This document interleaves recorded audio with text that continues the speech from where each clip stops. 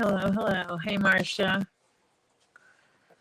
We're back to working on the hat. Last night I did put the black on the back of the visor and it gives it more shape.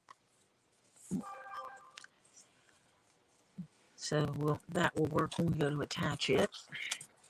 And this is the band that'll go here next. I'll move this out of the way for now.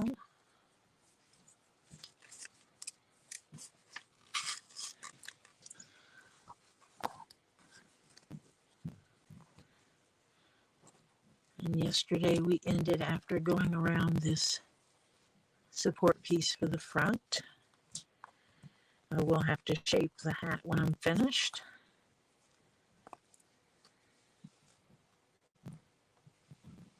Because it does get a little bit of manipulation while I'm sewing. You can see the holes on here where I punched the visor after I glued the next layer onto it.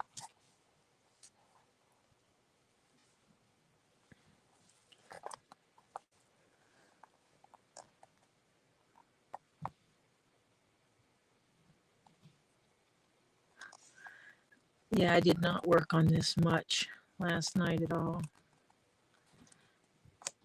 After the stream, I only worked on the visor.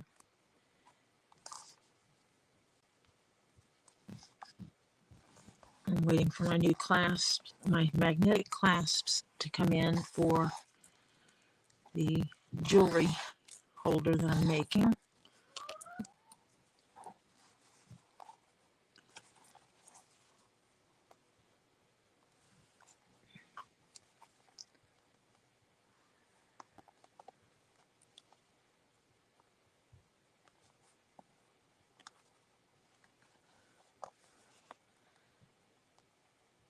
So I guess you can call that calming.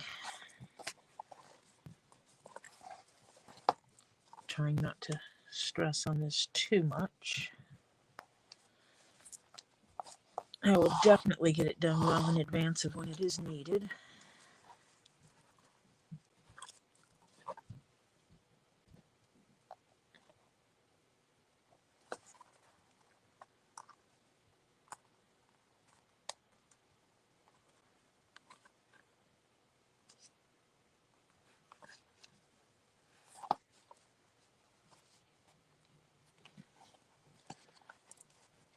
Which is important.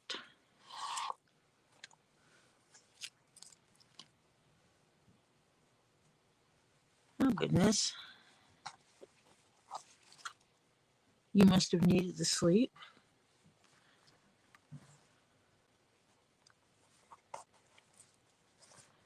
Did you have PT today?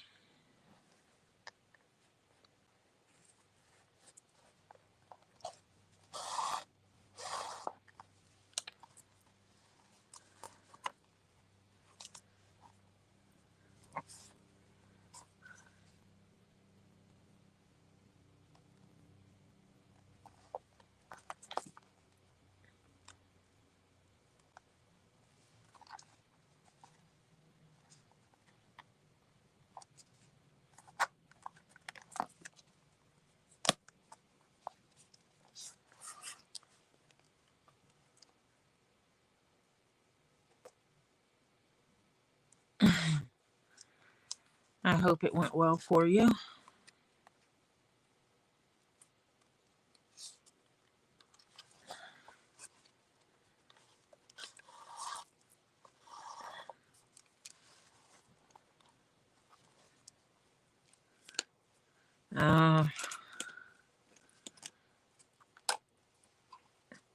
Agony is never good.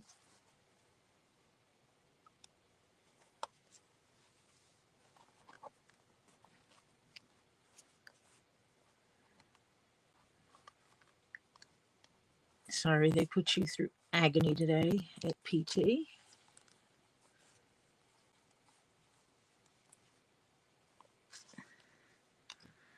But my guess, if you're going to PT, it's the evil necessity.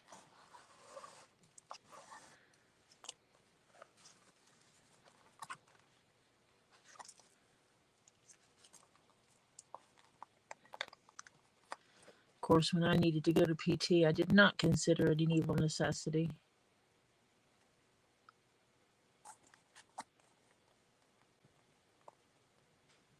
I considered it evil and unnecessary because it was for my knee and they had me walking up and down stairs, which I thought was really stupid since I do that at home all day, every day.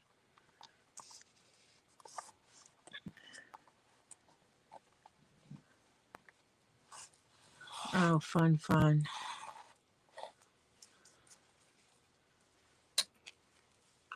So it's basic PT to keep your body going, huh? Hi, Diana. Good to see you.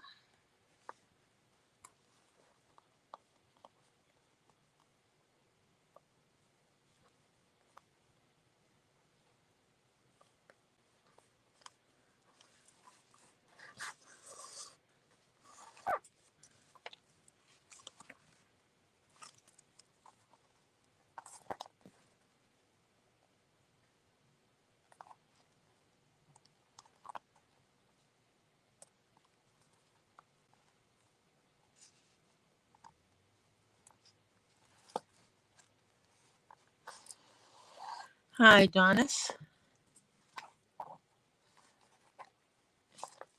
Good to see you. Thanks for stopping in.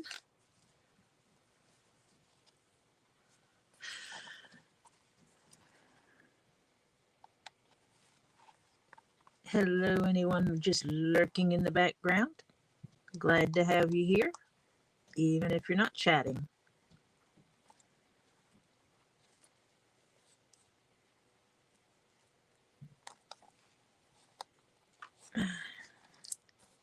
See, I'm not fighting it today.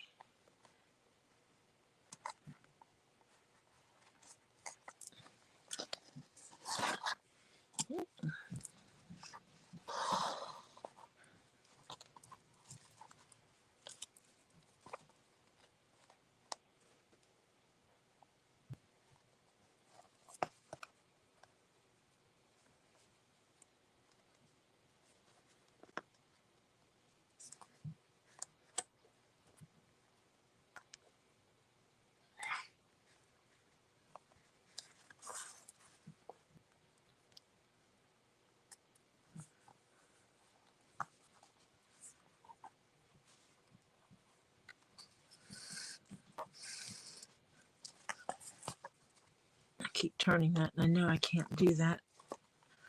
If I change how I'm sewing it, it could affect how the stitches look.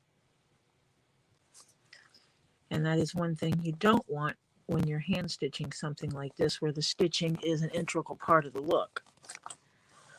Changing how you do it and having your stitches all of a sudden change how they look would not be good.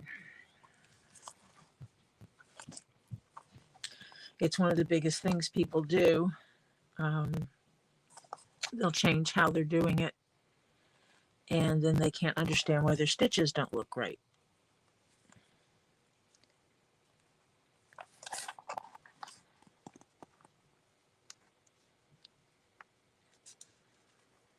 And it's the little things, like I pull this thread,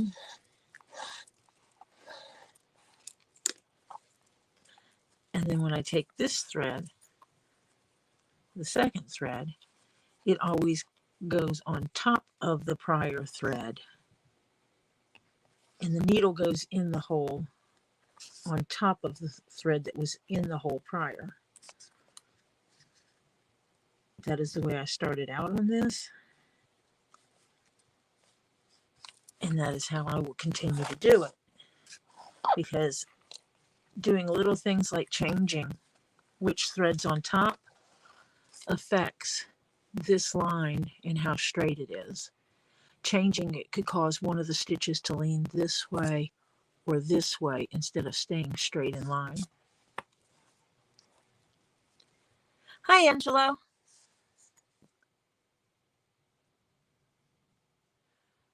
Oh, your sisters, who are both younger than you, falling apart.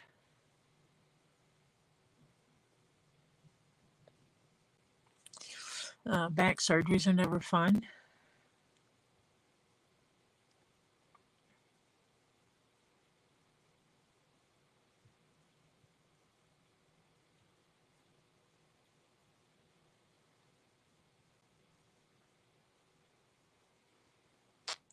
I sympathize with the one with the knee with no cartilage. I only have half cartilage in one knee. And I don't mean as in it's just thin. I mean as in one side of my knee has cartilage and the other one doesn't. And I know how much problems that is for me. I could not imagine no cartilage at all.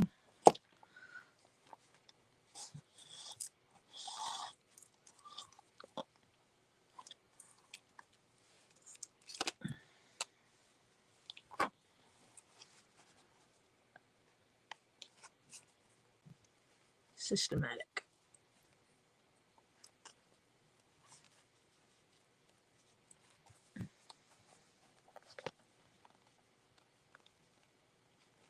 Need to move my thumb from being on top of that hole before I shove that needle right through my finger.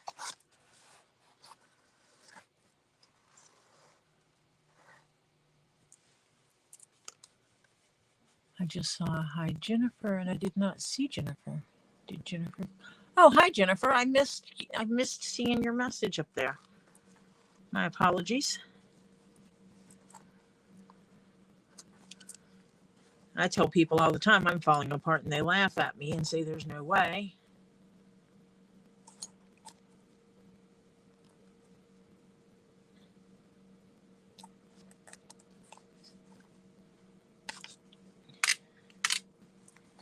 And I'm like, yeah, I'm falling apart. For certain.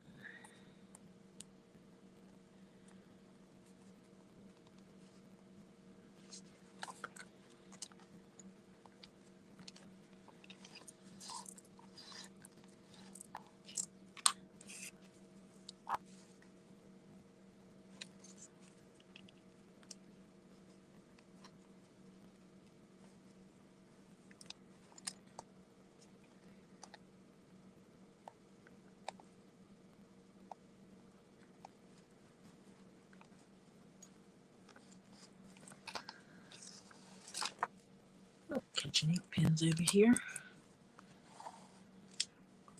Thread has a tendency to loop on everything. I continue to pull those stitches tight every time. Even though sometimes you'll see I loosen up the first stitch as I'm putting this together. The stitches behind it still stay tighter.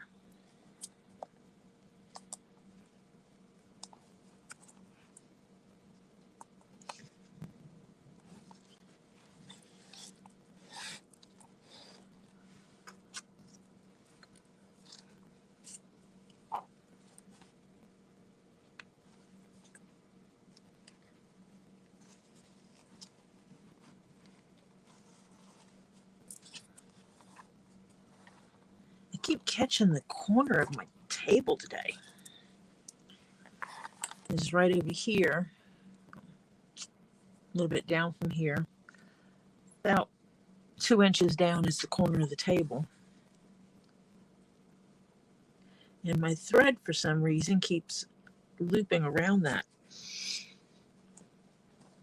And it's the corner of this board, which sits up an inch taller than the rest of the table. It's my pounding board. It's the replaceable part of where I punch holes. And if it gets messed up over time, I turn it and put a new corner by me, because this one area is what gets all the abuse of me pounding holes and cutting things. And so I will turn it 45 degrees and put a different corner over here, because there's 4 corners, and then I will flip it upside down and do the same thing and go around. And then when you look at the board, you got 4 corners on both sides that are tore up, and the very center of it is nice and smooth like it is when you buy it.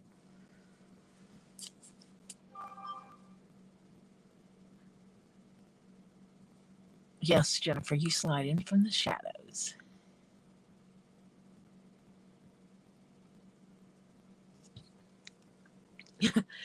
Angelo saw you sneaking in, Jennifer. For those that don't know, Jennifer is one of my real life friends. We've known each other for years. Um, she was friends with my husband before I met her, and that's how I met her. And we've shared time and space and sat at the table and had meals together. And when we go to events together, if I'm volunteering, I'm nagging Jennifer, have you checked your sugar? Have you checked your sugar? Have you checked your sugar level? How's your sugar doing? Are you eating proper? Because Jennifer is diabetic. And Jennifer's like, hey, crazy lady, have you eaten today? Have you had anything to drink? Because you forget these things, Miss ADHD. And so we kind of health check each other when we're sharing space.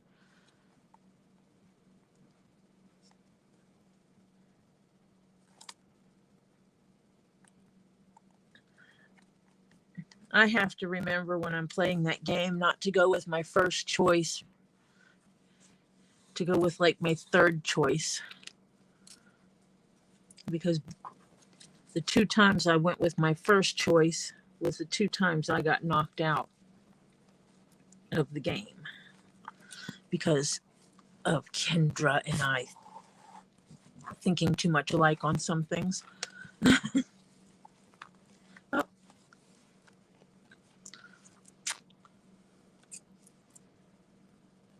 I looped my thread around this stitch saver.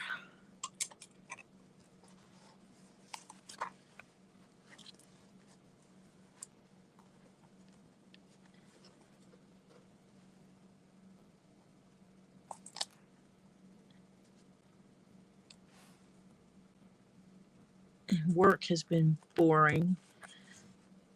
Basically, I work for a company that pays my paycheck. They contract me to another company that pays for me to sit around and wait for work to happen. And if work doesn't happen, I just sit around doing a whole lot of nothing. I'm ADHD. When ADHD people sit around doing a whole lot of nothing, we wind up taking a nap. I'm not supposed to take naps on my work day. I fell asleep today in my chair. I missed a meeting because of it. I have to remember to set residual secondary alarms for when I have meetings so that that doesn't happen again. But that's what they get for setting up a 4 p.m. meeting.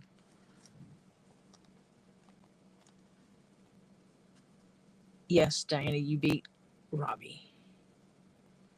Mr. He was going to take this big reward for winning 4 rounds in a row. And I'm like, That's why I asked Kendra who else won 4 rounds, because that's all he won was 4 rounds. He wasn't the only one that hit 4 rounds. So we couldn't let him run away with the glory.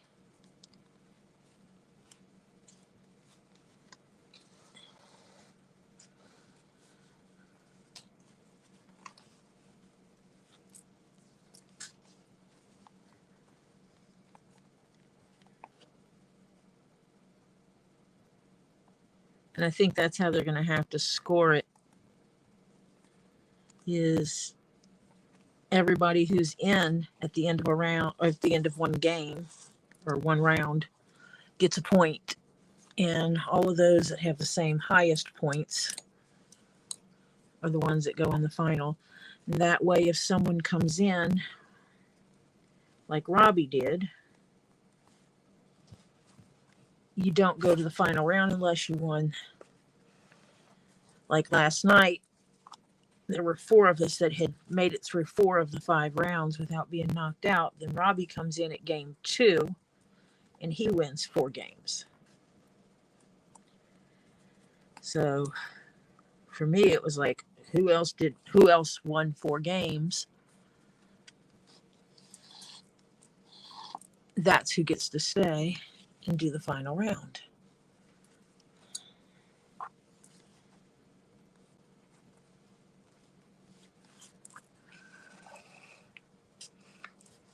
There are times these holes just align so beautifully, and other times they want to give me a hassle. I don't get it.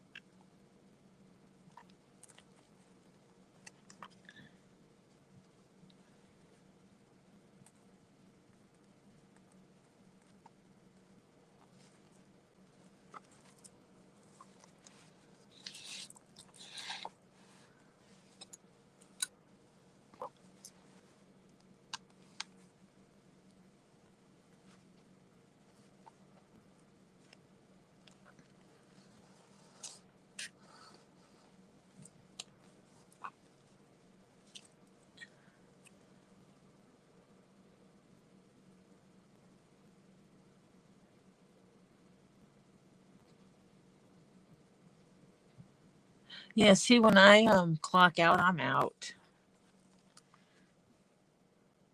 They usually don't set up meetings that late in the day. Usually meetings are in the morning. And the thing is I did my work. I told you I did my work. I sent a status update twice. Why do I need to go to a meeting to give you a status update to tell you I did the work I've emailed you about multiple times, telling you that I finished it?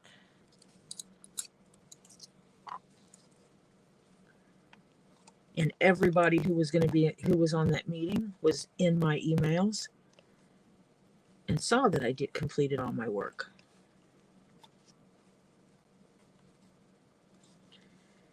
It's like this morning I was assigned something to do. And she said, you should have enough time today to get it done. If you don't, let me know. 30 minutes later, I was emailing her telling her I was finished.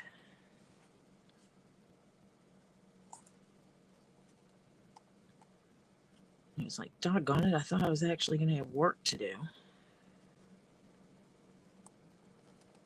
I actually could have done my work and the other guy's work and gotten it done faster. He took about 4 hours to get his done, and I could have done it in less than an hour.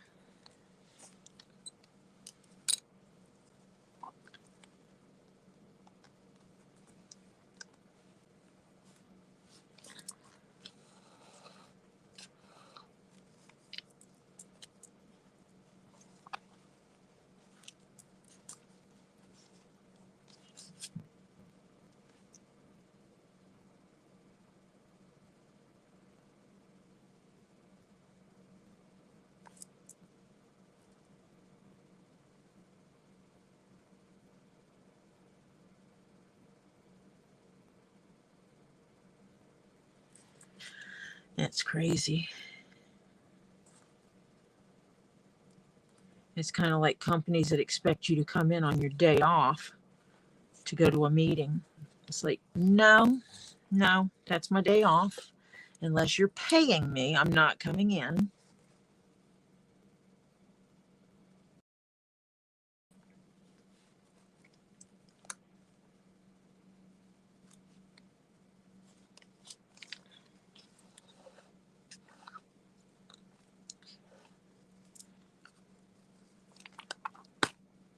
Oops, must have caught that again.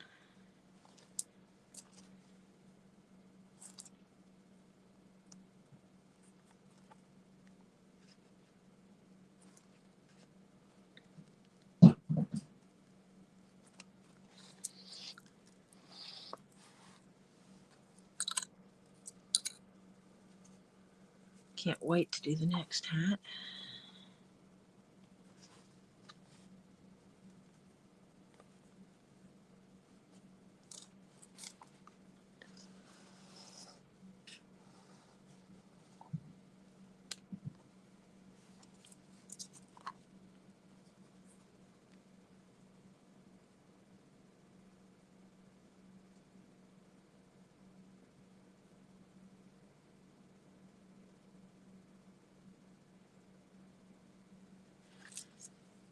Yeah, I don't get it. I think it's a power trip on somebody's part that they just can't believe that people actually can get their work done. I don't know what kind of people they're used to working with, but I get my work done.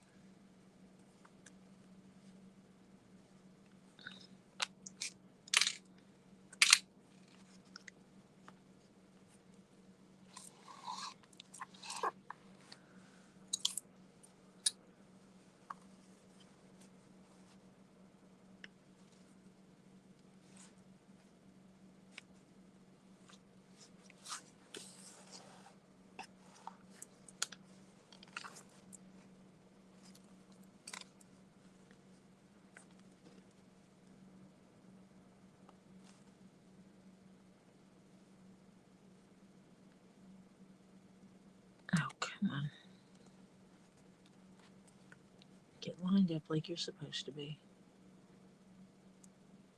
There you go.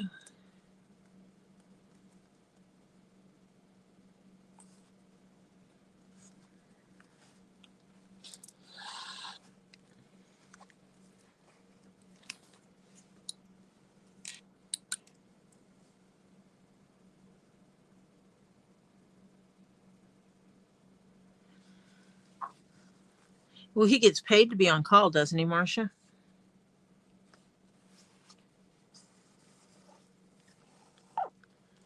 I don't mind working for what I'm being paid to do. If you pay me to be on call, then I will be on call.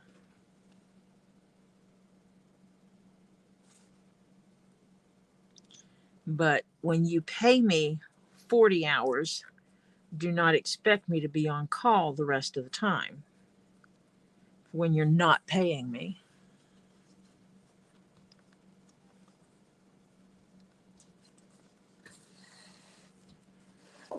Oh, I've worked with teams in other countries.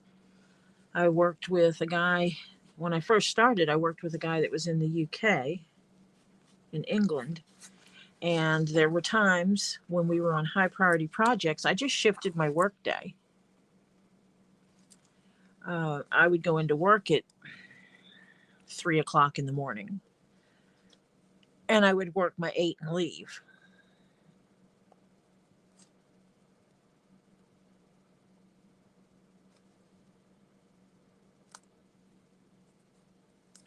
And I also worked the same hours as a team in China.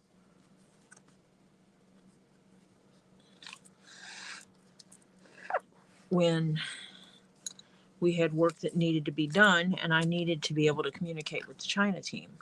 I've done the same thing with people in India. One of my jobs, though, I got lucky because the guy in India actually had small children. So he did not start his work day in the morning for his time. He started it later after the children had gone to school, which meant he was working closer to US time than most of the people in India. And so we would do a compromise, and sometimes I would alter my schedule to better accommodate him so that I wasn't having to ask him to work late.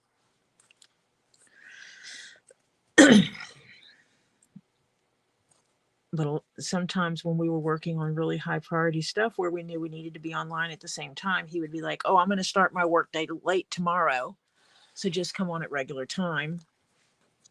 I'll be here.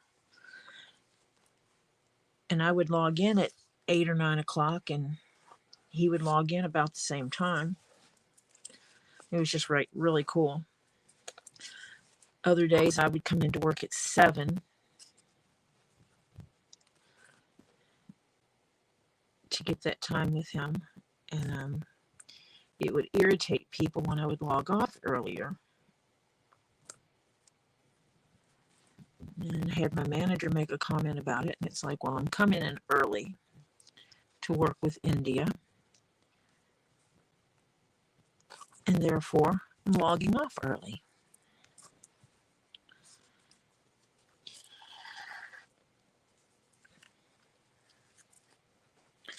And then it became standard for them to ask us to work over hours but not get paid for it because we're salaried employees.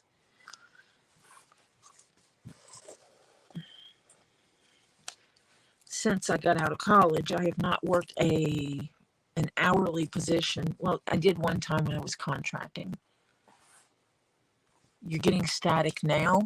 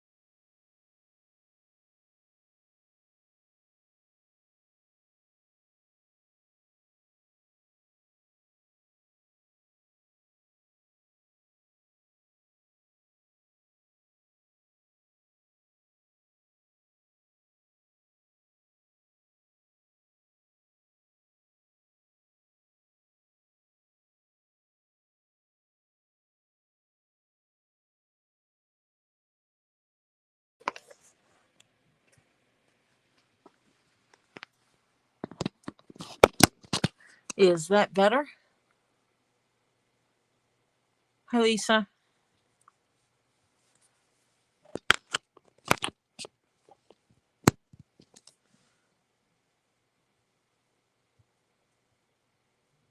How is the sound now?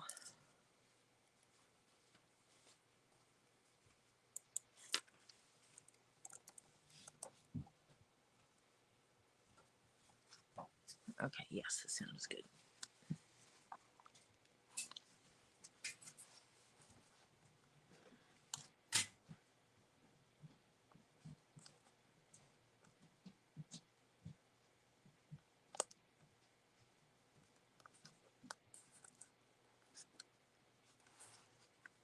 Good.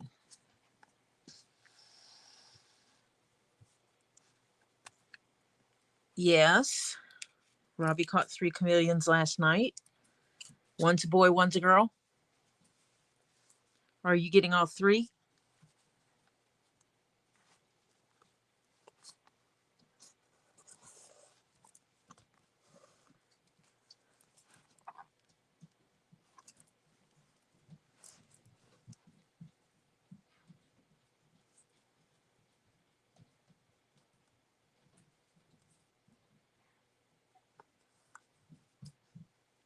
Sweet. Lisa is going to be the proud mama of some chameleons. One of them needs to be named George.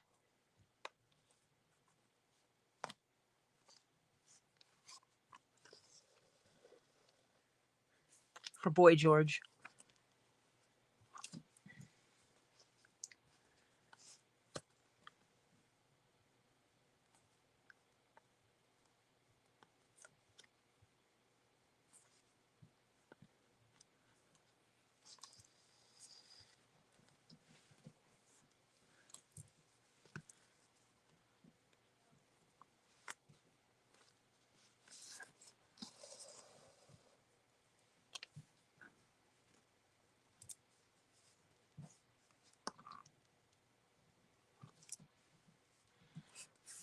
Or maybe you need a bigger cage.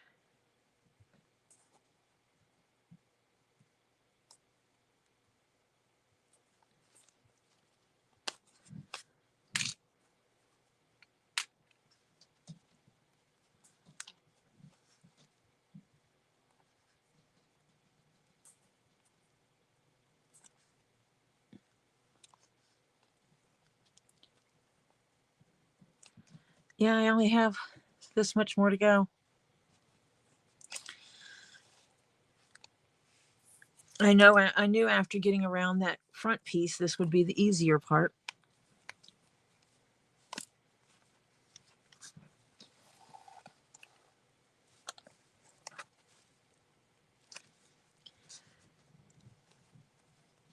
And because most of it's done, this makes this get aligned a little bit easier.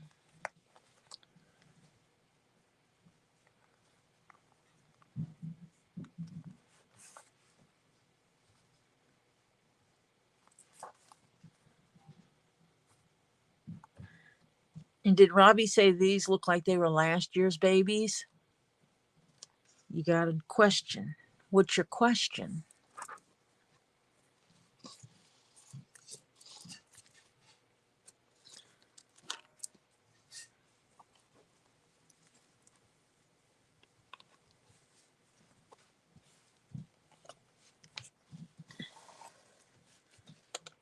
I am always happy to answer questions.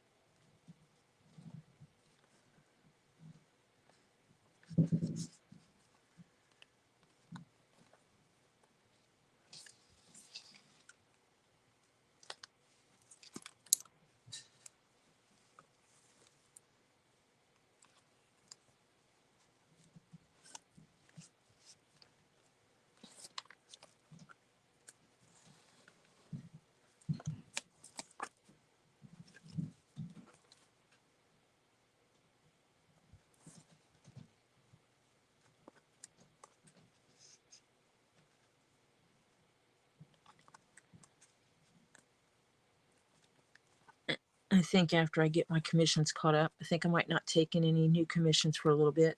Get all the commissions that I have done, and then rearrange my entire area that I work in and set it up where I can have 2 cams. I have these 2 metal decors. I've spray painted them black. There is some stuff that you can get. It might be called Extend. That's used like for lawnmowers and stuff. It's a rust converter. It turns it black. And it would prevent it from rusting again. You can actually spray paint if you have a big box,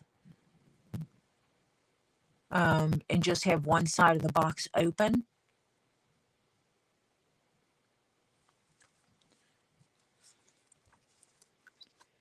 Or you take them to Robbie's, where there's plenty of space. But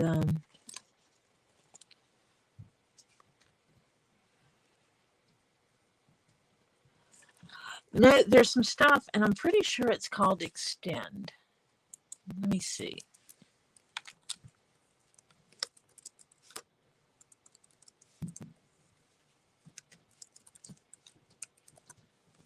Let me Google this really quick. Yes. It's a rust neutralizer.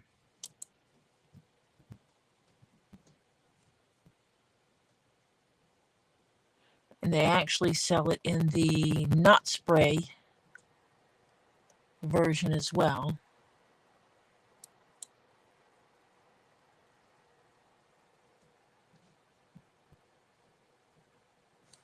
Just trying to find a link that has a picture.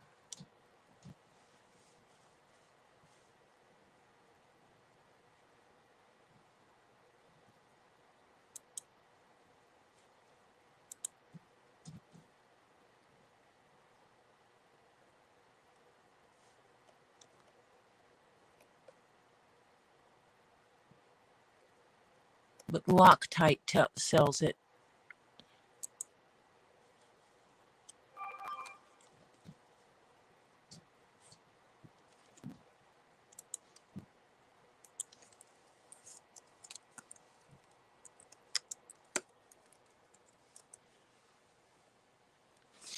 Hi, Samfire.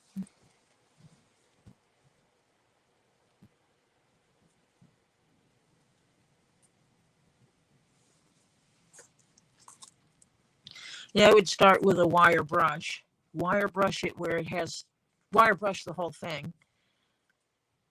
And then use the rust converter on it.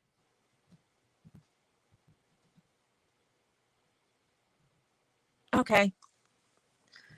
We will see you when you're able to get back in here, Diana, but until then you can listen along. But you do need to use an outdoor paint.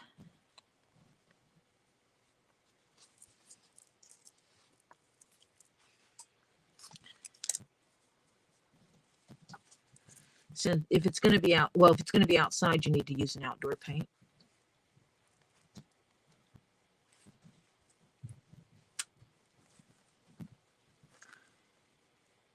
I have a ton of old store shelving that I want to put in the basement.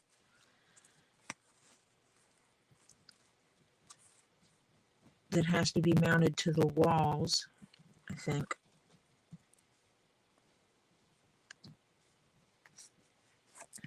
But it'll all need to be coated with a coat of Extend.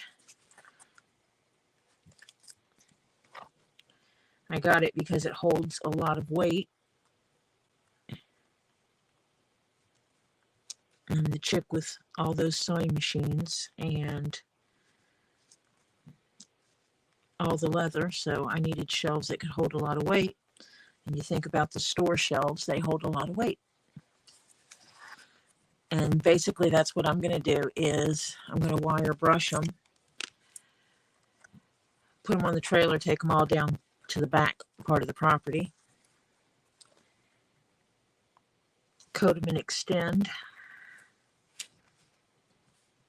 I will probably put cardboard down first, but coat them with extend, all the parts with extend, and then possibly just spray paint them black with outdoor paint, with like the stuff they sell for yard furniture, to spray paint yard furniture with.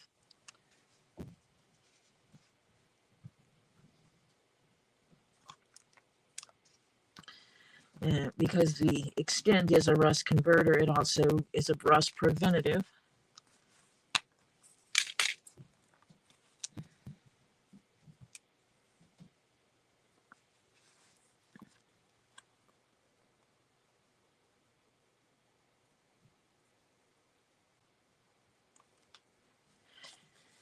No, I say put it in the back of your truck and take it to Robbie's.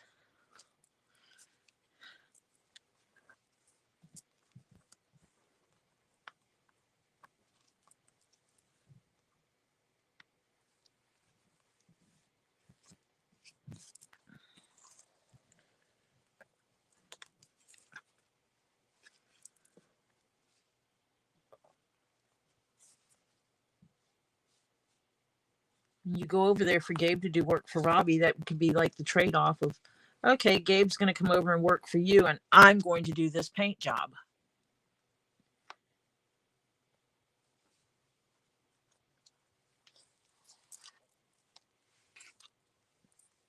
To me, that's a win-win. He gets Gabe to help him, and you get to do your pieces and make them look awesome.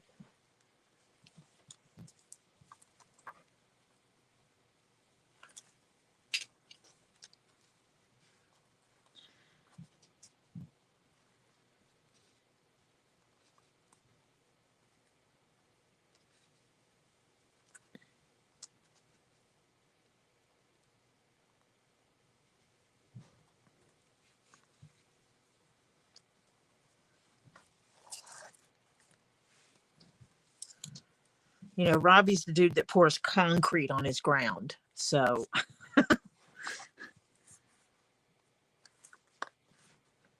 as long as it's not right where the animals are.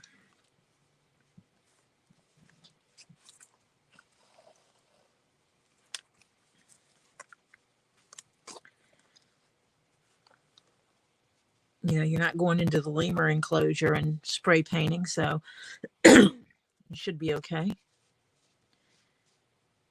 No chasing them down and spray painting their tails different colors.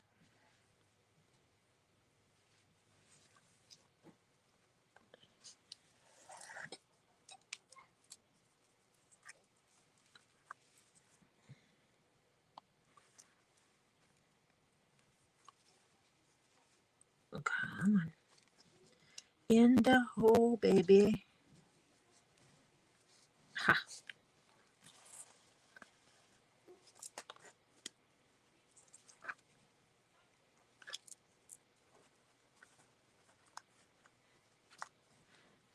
So now Lisa's thinking about, oh, wait, could do that. Put it in the back of the truck, take it to Robbie's. Say, I loan you my husband while I paint my stuff.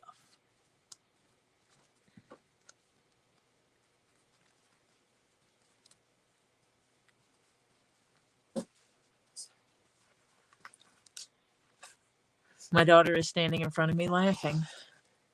Yeah, I was getting ready to come down the stairs and there was this really awkward wet noise. And I turned around and both the dogs were staring at me like I did it, but it was one of them. It's probably the old man. Probably. And then I realized whenever I was like, what the heck was that? That I was right by the stairs. I was wondering what all that noise was up there. Sorry. That was Lily, my daughter.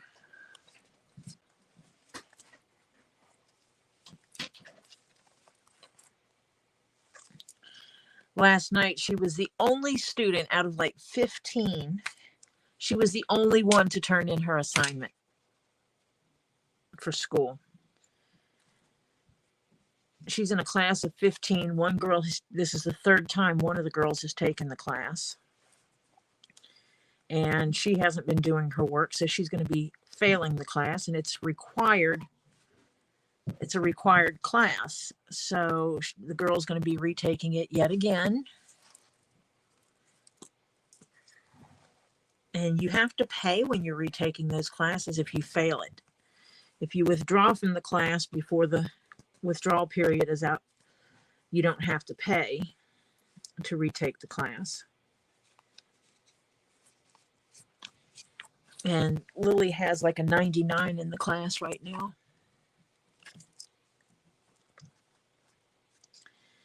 Almost done.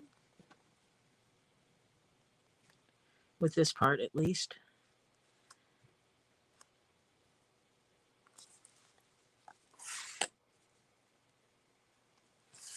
And this one's put together slightly different from the last one.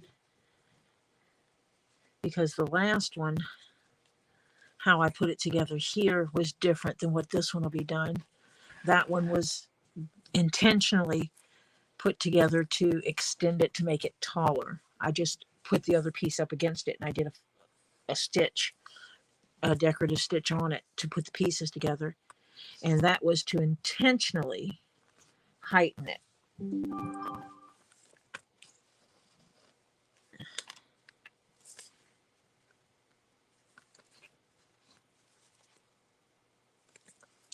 I also used the taller version of the hat, where this piece is like, comes out to like here. So it makes a much taller officer's hat.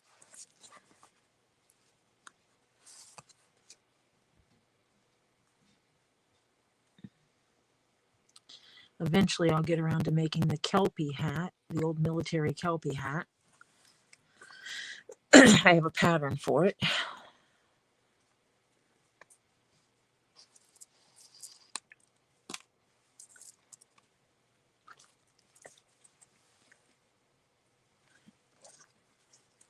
Yeah, I'm hoping Lily finishes school and does well and gets a good job. I want her to succeed for herself, not just to get her out of my house, but and get her out on her own, but for her self-esteem. She can do more than what she realizes.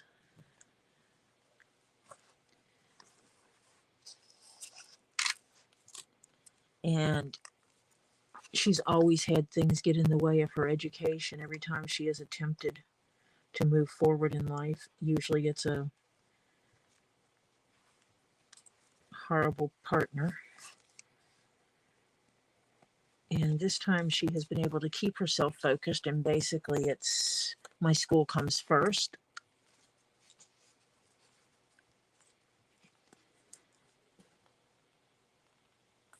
And if a guy doesn't like the fact that she's in school, then she says, too bad, so sad. Because school comes first. She has actually adjusted her streaming schedule, because she streams games, and she altered her streaming schedule for her school schedule.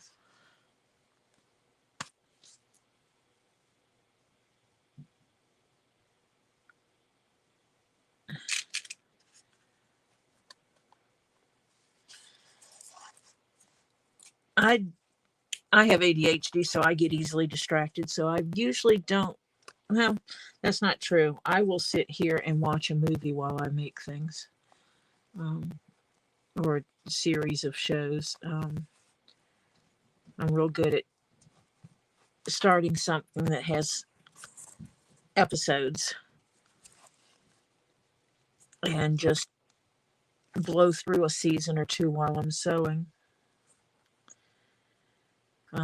I get predominantly the gist of the show. Sometimes I'll go back and watch the show again later to catch the parts that I missed. But obviously when I'm streaming, I do not. um,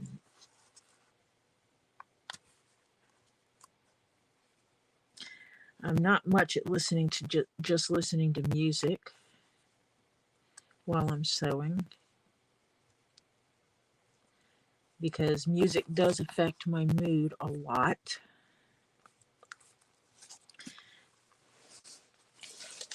So I can't listen to anything like heavy metal or anything like that, heavy rock, metal, because it's what I call angry music, aggressive music, and I become aggressive in what I'm doing. And aggressive sewing is not going to work. Now I'm starting to run a little bit blind because I can't, because this is already sewn, I can't pull it to see where things are. And so I have to pray that it's just going to align for me.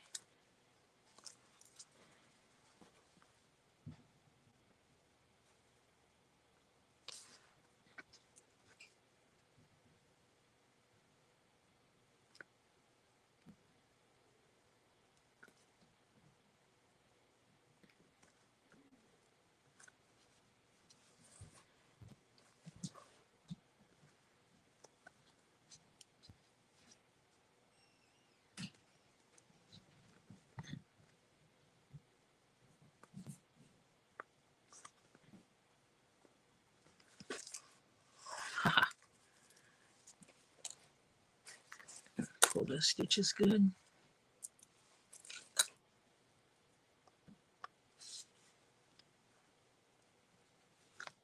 Yes.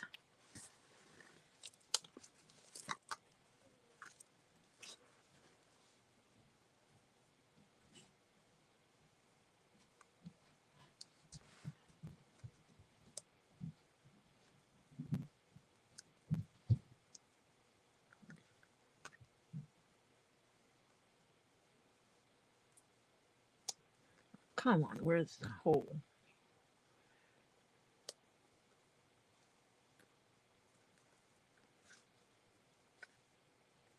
Wouldn't be so bad if these actually had really good points on them, but these kind of needles do not. So while the lamb skin is a softer leather, I can't just poke a hole through it with the needle.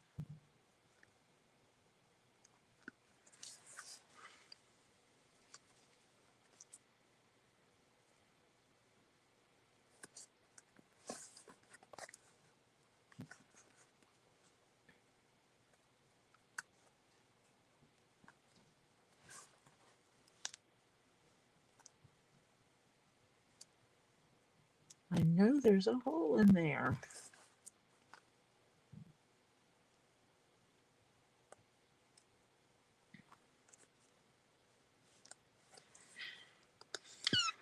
Let me see if I can find it going the other way.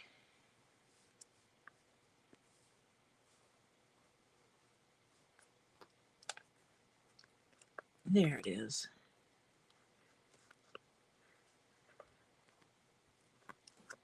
Let me stick my threads back through. I do not know why that works. That you can find stuff going one way but not the other.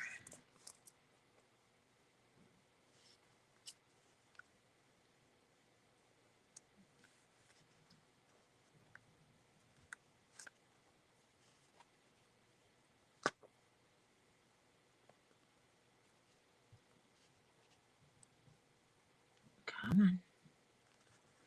Through the hole. It's still okay.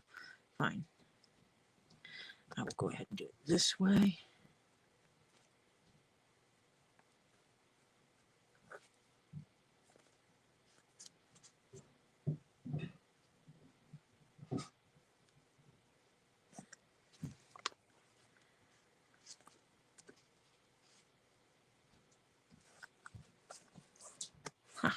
Found it. Oh,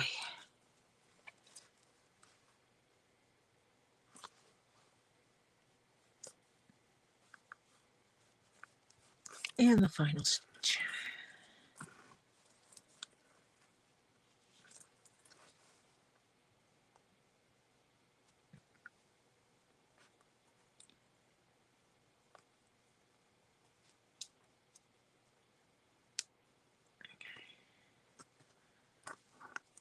I am not fighting.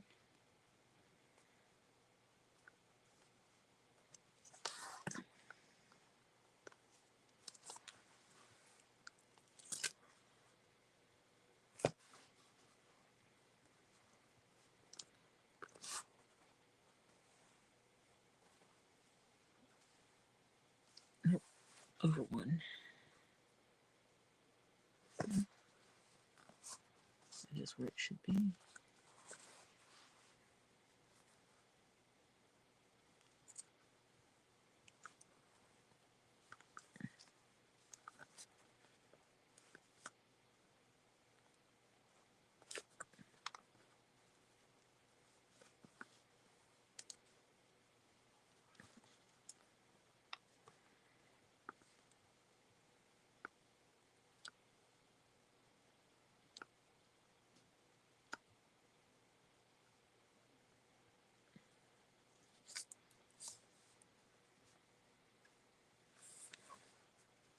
And I'm trying to do this so that I don't poke holes through my fingers, which I have done in the past. Cram that needle right through my finger. I should have started a little off center from this.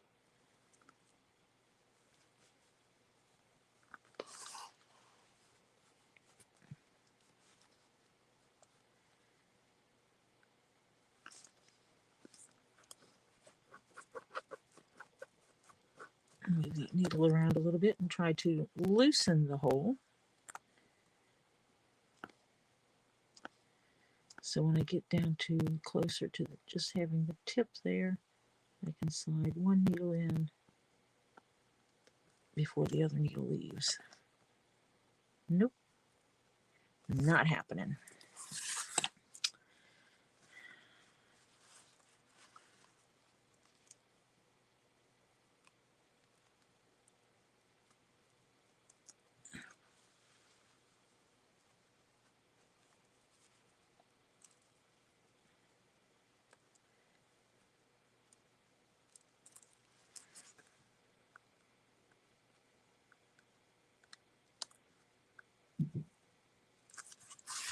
Oh my gosh, this is going to kill me.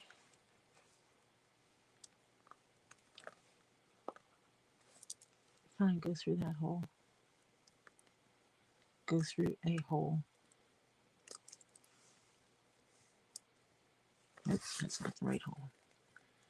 There is a hole over here. I know it because I put the other needle through it.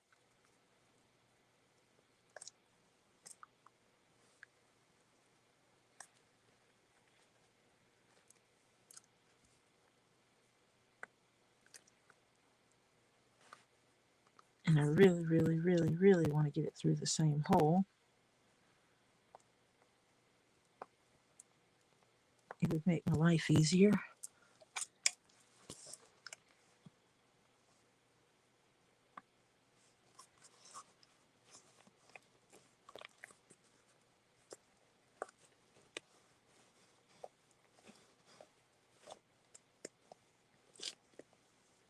So I make the hole a little bit bigger.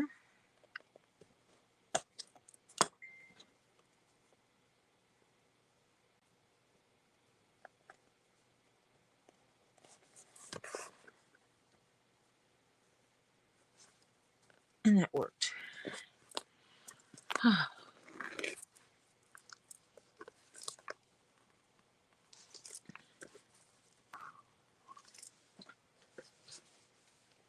did get a text message from somebody. That's okay.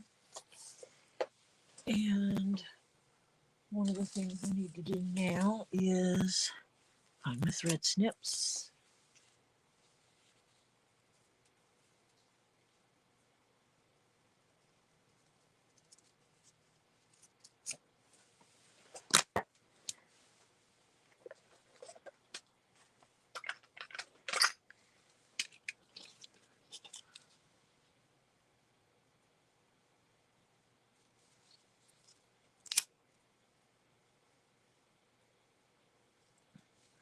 I put a little bit of flame on the edges of these to stop them from fraying. It melts the ends of them because of what they're made out of.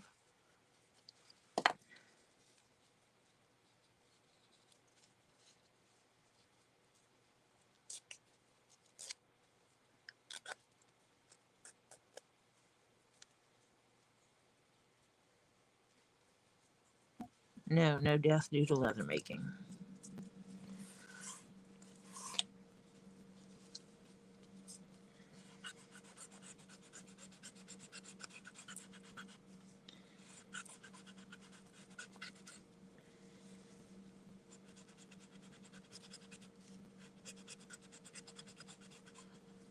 And I do hand stitch my labels in.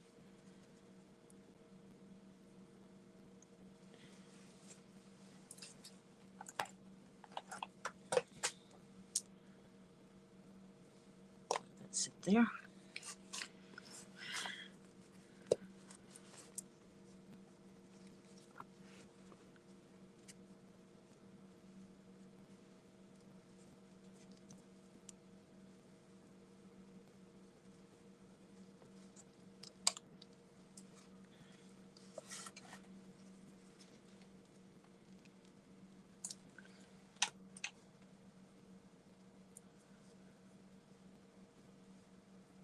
What geese cloth?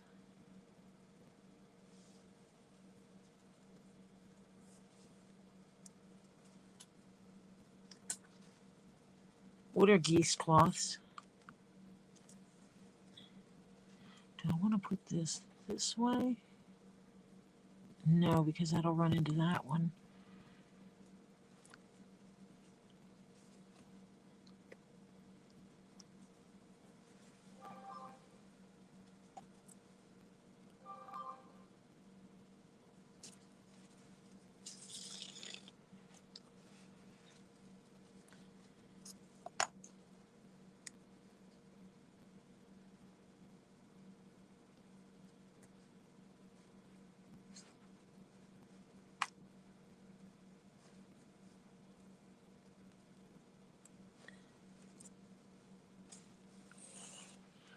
Oh,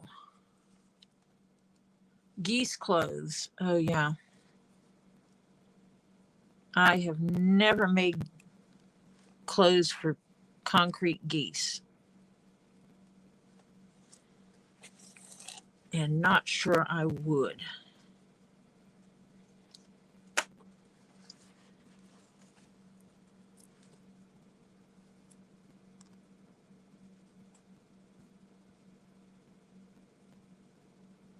It just seems kind of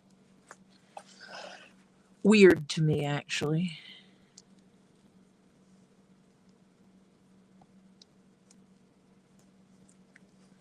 See, I always forget to do this part while I'm making something, and then I have to go back in and fight to put it in.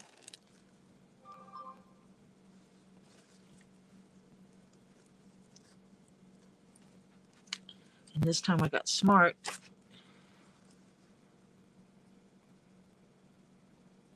and putting it in sooner rather than waiting.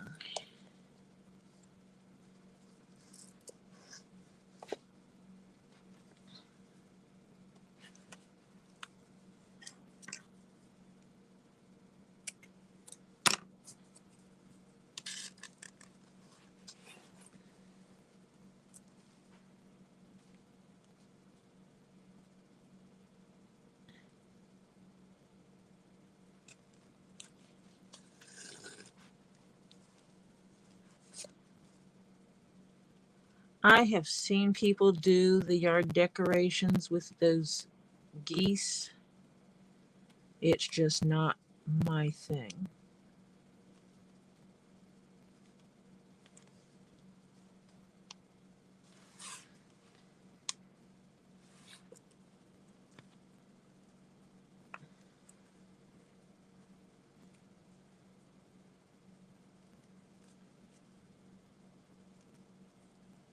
Oh, come on. The other holes went so easy. Why is this one not?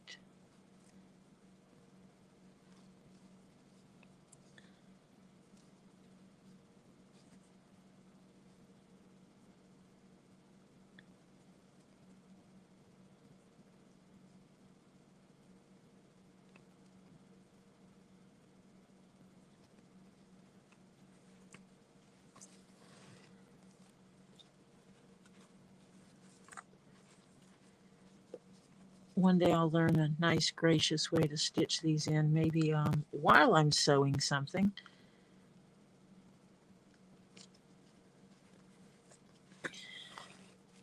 Instead of stitching it in after something is sewn.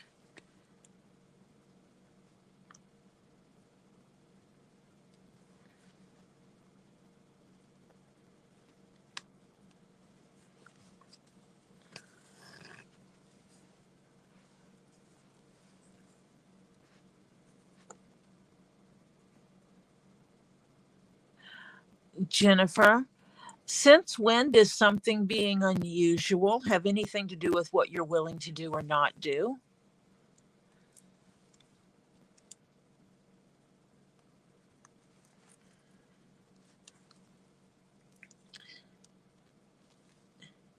You don't do the usual.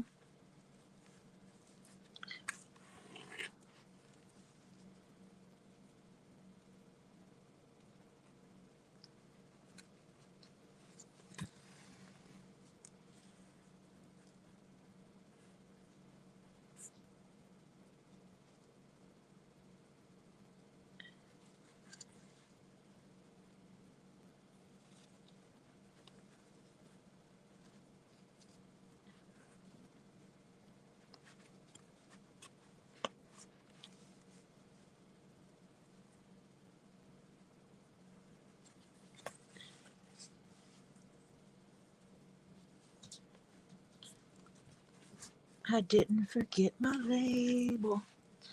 I didn't forget my label.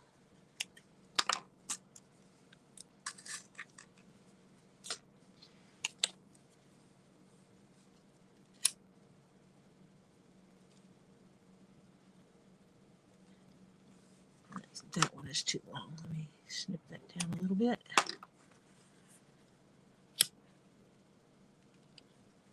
This thread melts and creates a little button. So now my label is going to be in his head forever.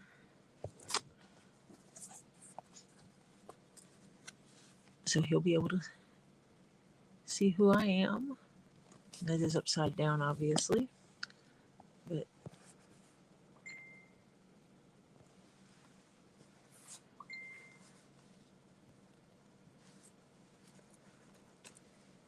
someone finds it necessary to keep texting me.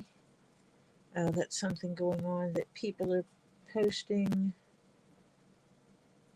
Rosie is posting in the Facebook group.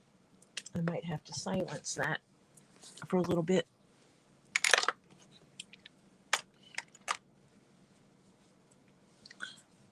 So now we have the beginnings of a hat.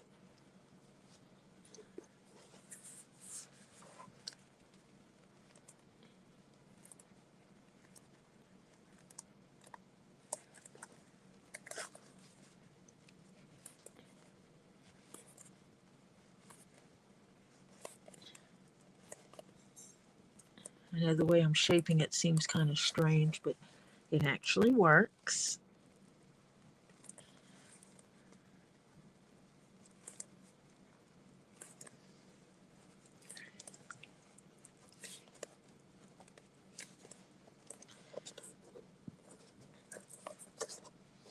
Because when it gets done, these sides will get folded under a little bit. And it'll give the hat a good shape.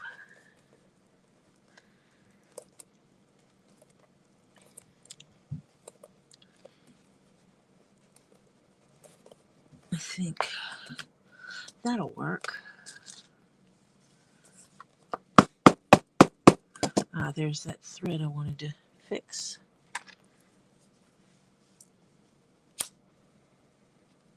Now it disappeared. Get my hair out of the way.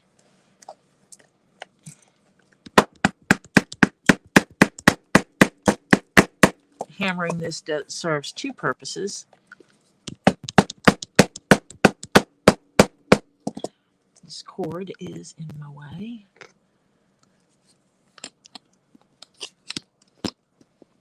There. It helps set the stitches. Ouch! It allows me to smash my fingers.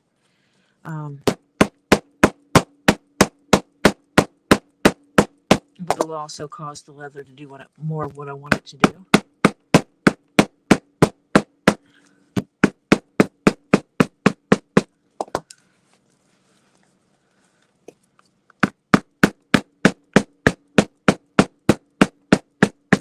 It takes that wax that is on the thread and dissipates it, moves it around a little bit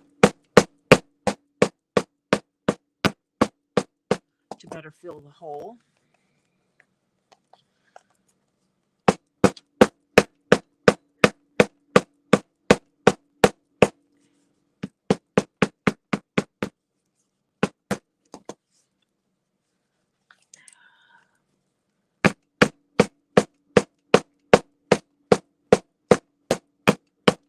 But it'll also make this more willing to, you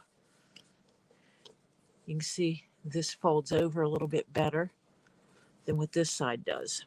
And so that's what I'm doing, is I'm rolling it as I go to make it where when I get ready to do it, this side will roll like the front did and how I want it to be.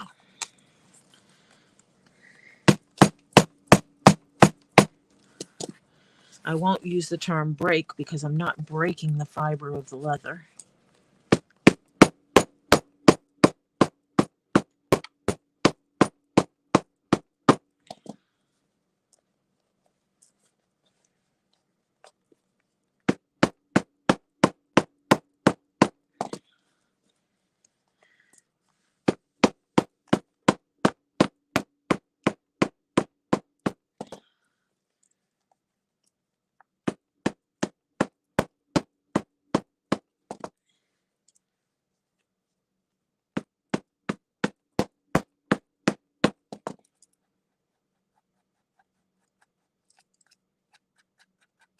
Leather conditioner stuff that I was working with. There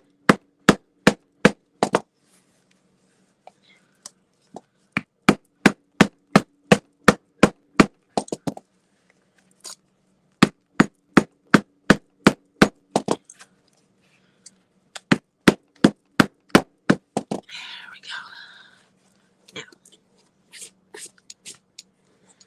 Now he has a better shape. Oops. So you can see that black piping on there. I just threw something down. My little pokey stabby thing.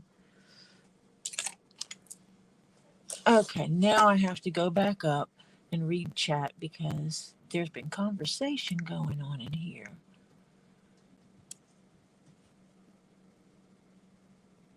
Santas and pumpkins.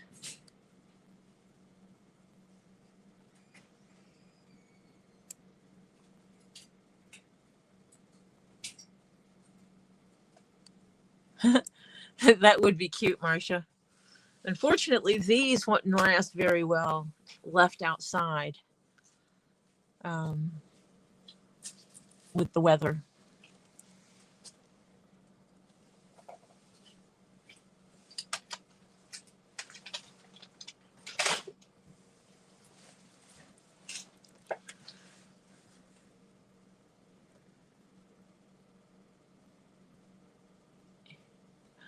Oh, Jennifer ran off. Good night, Jennifer. Marcia's on a BRB, and Sandfire has to go rest for a few minutes. Go rest. Come back later. Leave it playing. All is good. I got a white piece of paper, I think it is. Or it's extra wax. There, it goes out of there.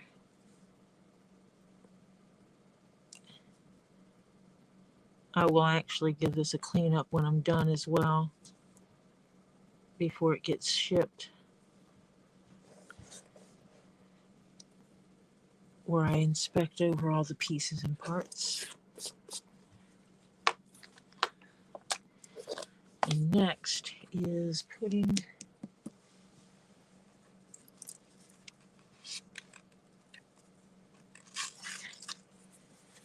this piece on.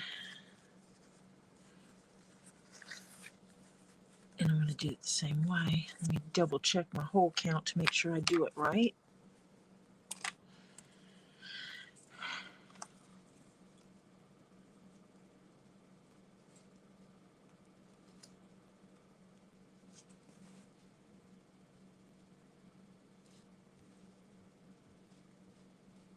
$20, $22, $24, $26, $28, $30,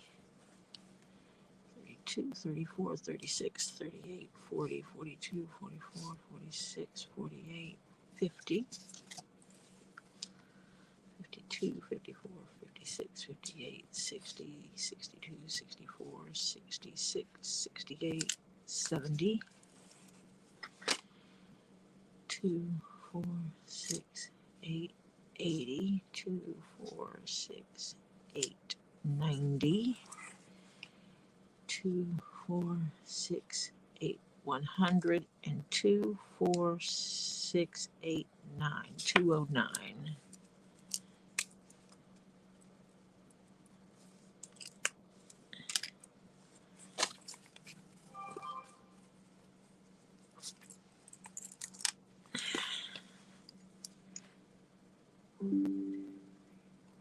Six, 7, 8, 9, 10, 15, 20, 25, 30,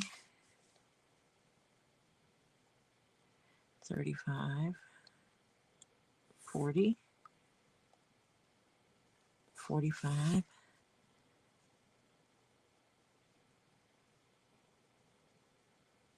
50,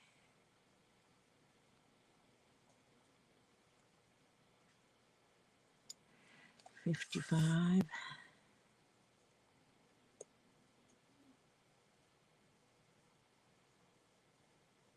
60, 62, 64, 66, 68, 70, 75, 80, 85, 90, 95, 100, 6. I counted that wrong. Let me recount that then.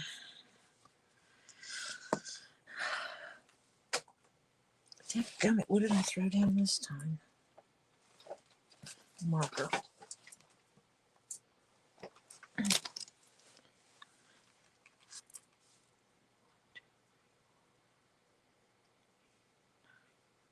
$10,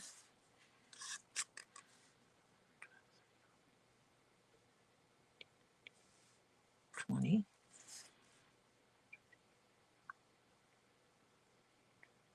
30,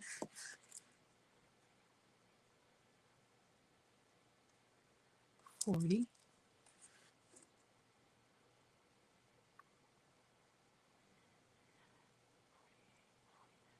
50,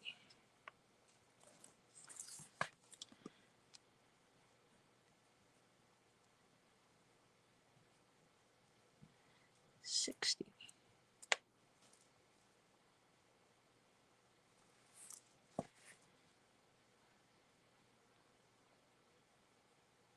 70,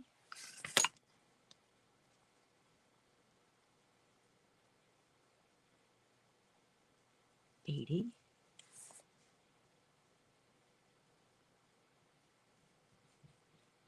90,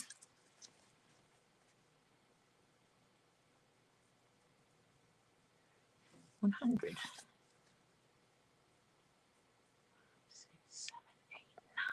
109. Now I got it right. It is. Have a good night, Donis. Drive safe. I'll pull the thread out of one of these needles.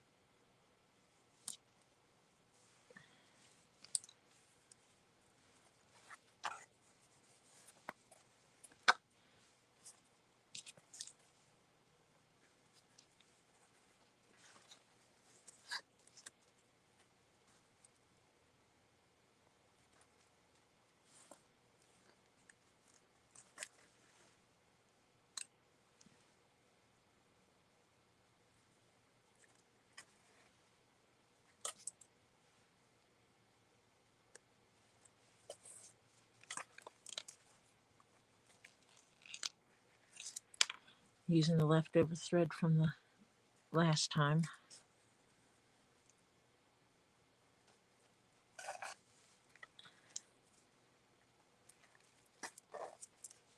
And what I'm doing,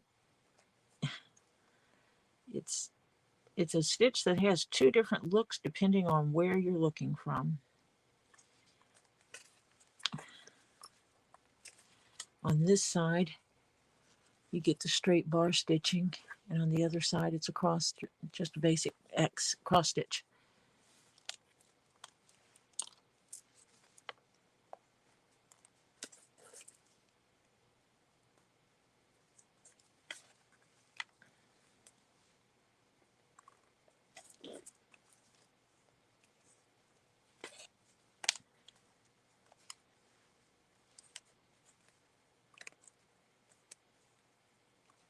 Make sure that it lays flat.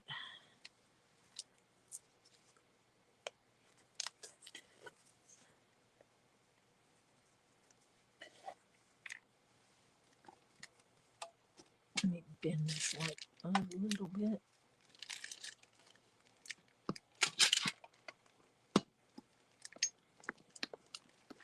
Trying to get that light to go down a little bit so I can show my stitching a little bit more.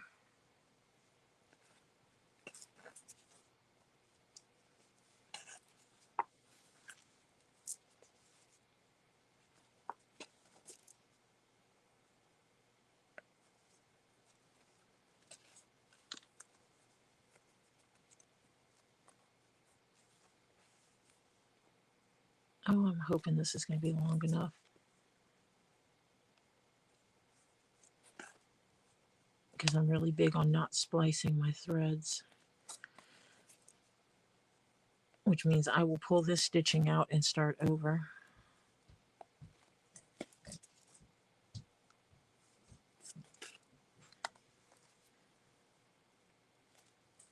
I did not measure before I started to make sure that it would be long enough. I just guessed. And I'm just hoping my guesses were right. It's going to be tight.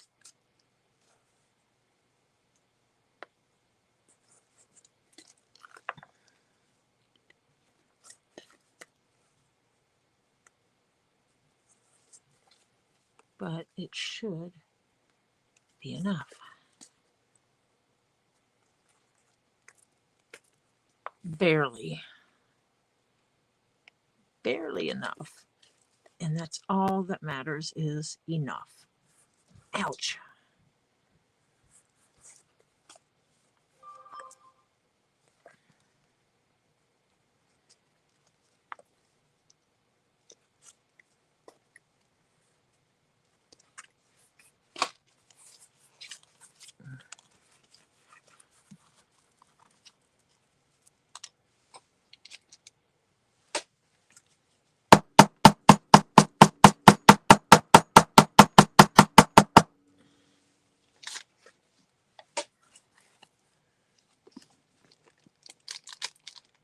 Do not know why.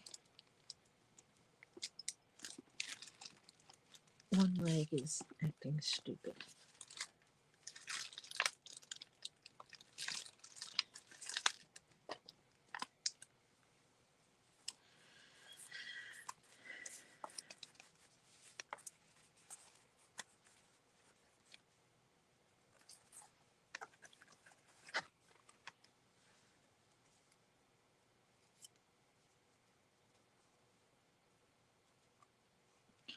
Do my standard surgeon knot.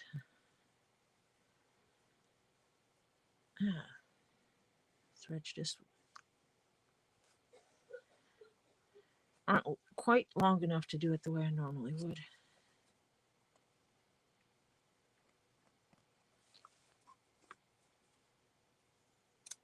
Just enough.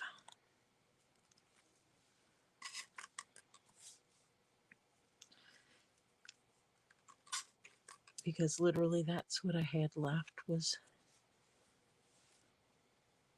just enough to work with to get it through. I'm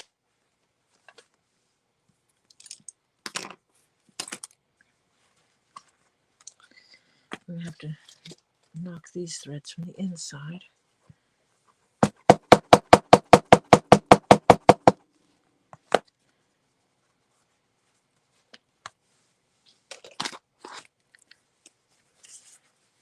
Because when this is done, this line and this line will line up. But for now, we're going to work this way.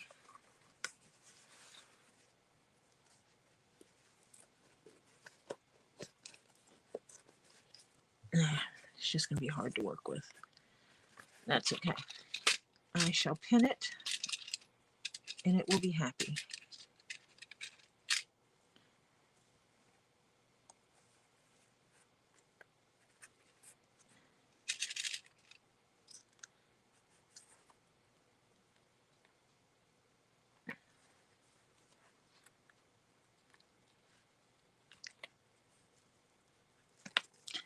Oh, I just threw it in the floor, and I have to find that real quick. Otherwise, I will scoot my foot on the floor and shove it through my foot. I see it. Because these things are very sharp.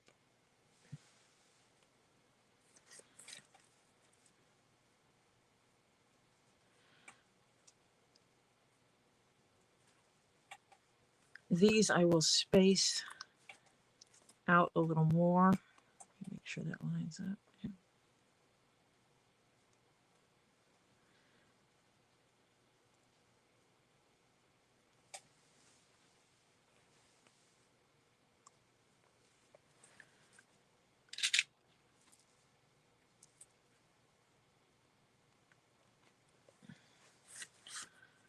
Because it's only the 2 layers, I'm not fighting as much stuff.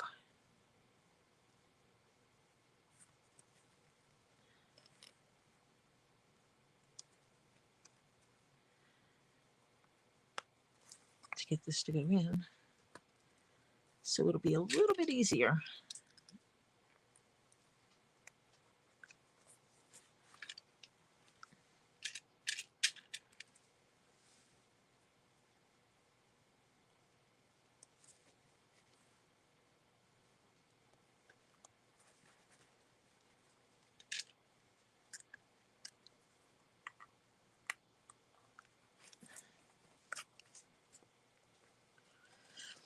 And right now I'm doing the pin savers, and I am putting them in every 5th hole.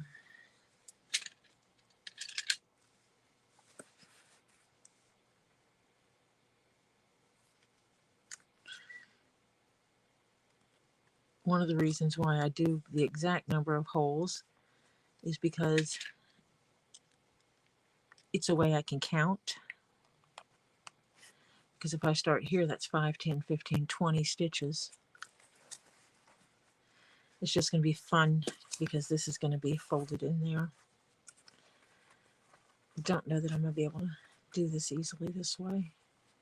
I might not be able to do this because this curves out around, and so these are not going to work well for this situation.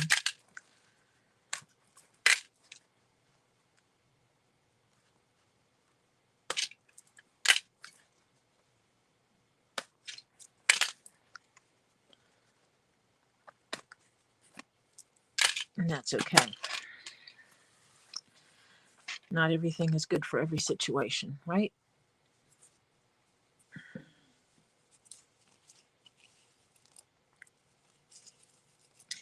Pull me out some thread. And I'll measure it.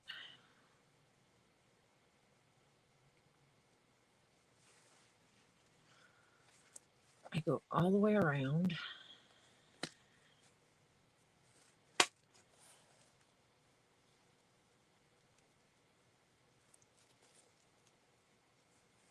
And on thin leather, I go 3 times the length.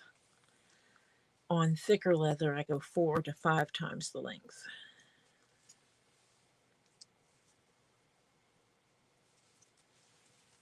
And so I just fold it over itself to measure. And then I give myself a little extra. I cut slits in my tubes that hold my thread, and I can align my thread and just push it in there to hold it so my thread doesn't unravel.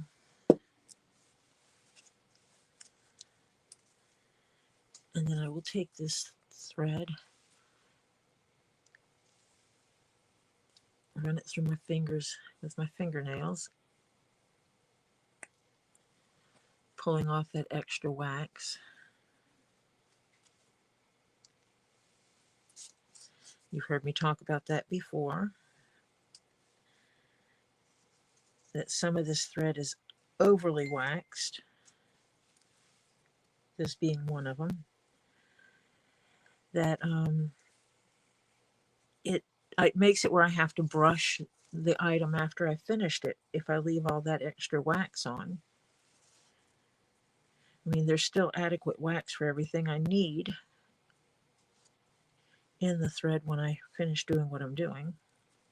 And I am literally just putting my fingernail up against it and pulling it.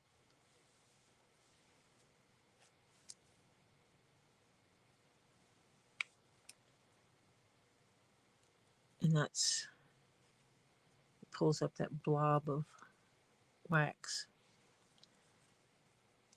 It's just paraffin wax.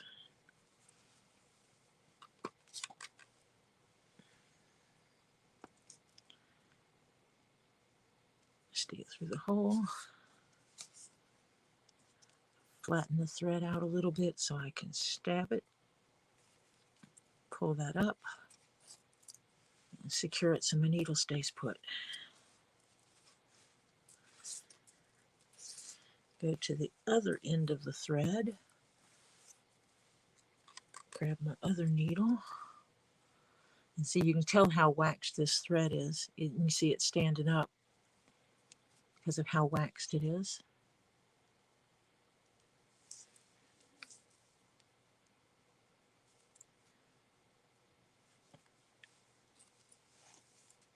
There we go.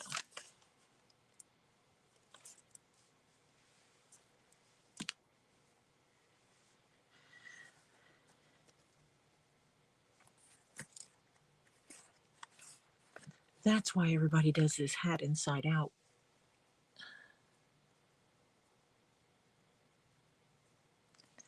Let me see if that'll make it easier.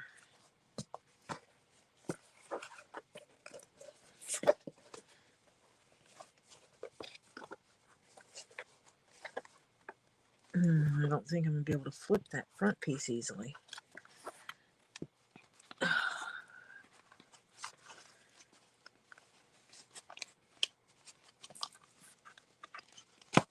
Aye.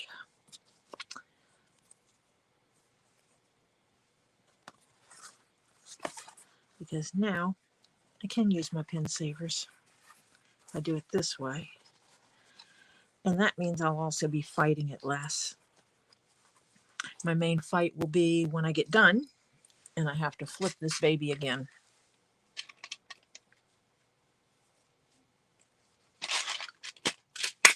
So back to putting my pin savers in, or my stitch savers. I call them pin savers. I think they're actually called stitch savers,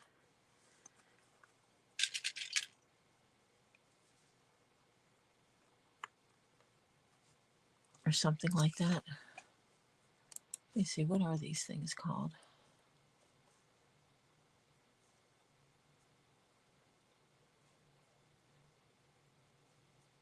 My wish list.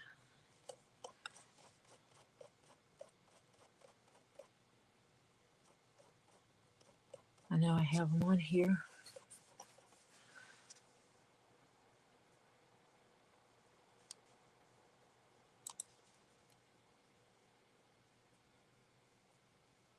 They refer to them.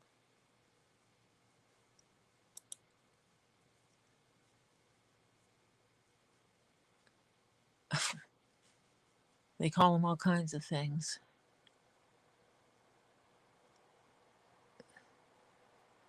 Suture positioning needle.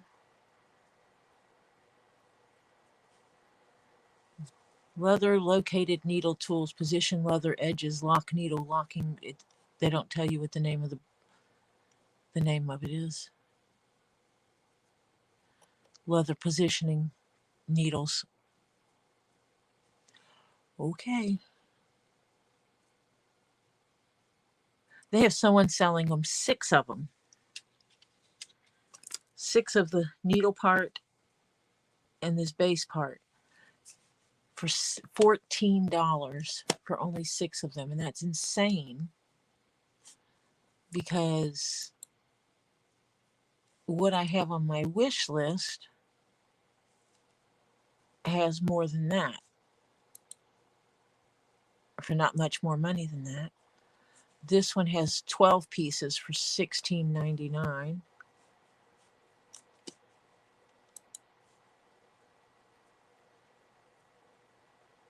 Oh, that's okay, Marcia. Got to do what you got to do. I've got my hat inside out at this moment.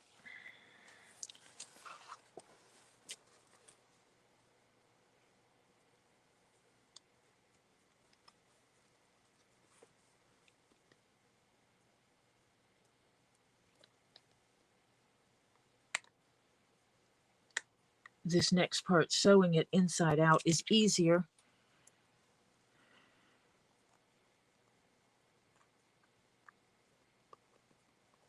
It'll just mean that I have to mangle it to flip it around when the time comes.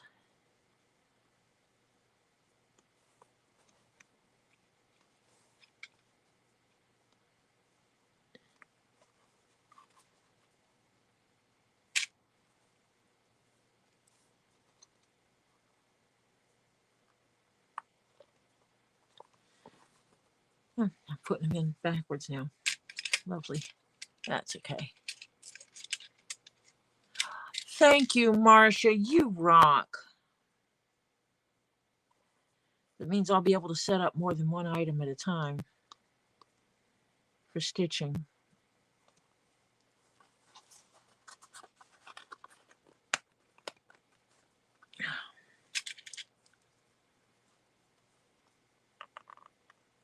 I think tonight I'll print out the pattern for the next hat.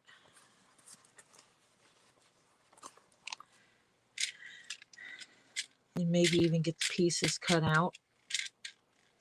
I think laying them out and cutting them out online might be boring unless people want to see me punching holes.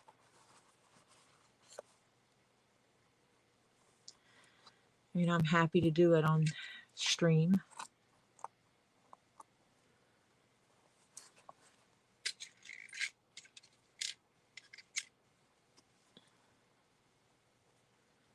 I might ask the lady if she wants to watch me make her hat.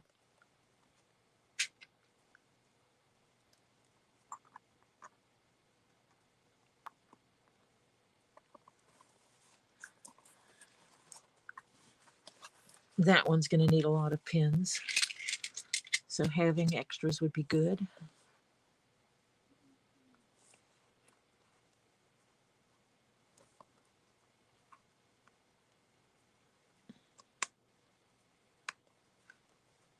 These line up okay because it's equivalent of a straight seam, and with the holes being punched at exactly the same distance,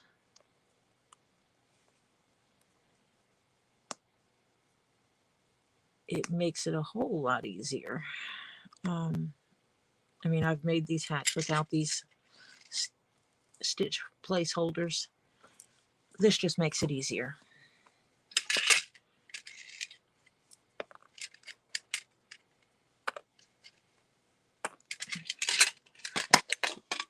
Because, you know, I was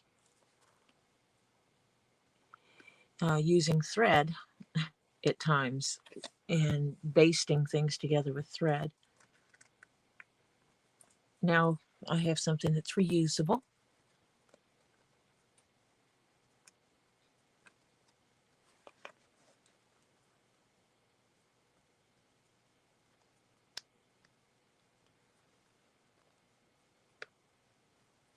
That's not the right spot. That is.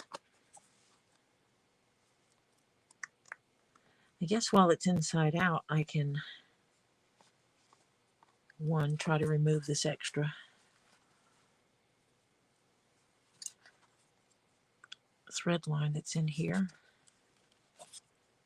Nope, not gonna happen.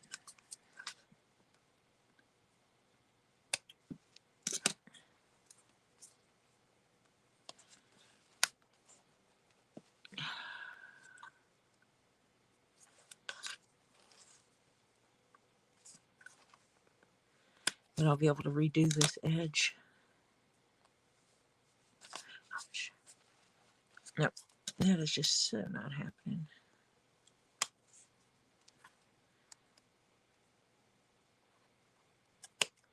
I will better finish this piece. I mean, it's not going to be getting scratched around, and that's basically what I've been doing, is a lot of scratching on that. I might sand it a little bit and then repaint it.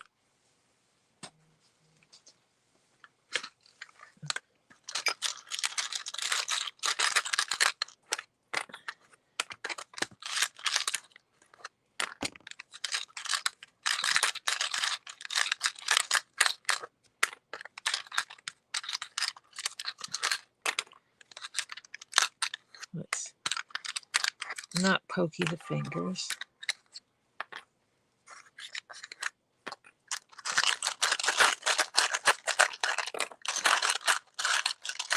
Let's pull out a bunch of these. Might have to get some more, or I might have to put some up when I'm done, but this way I'm not fighting it as much.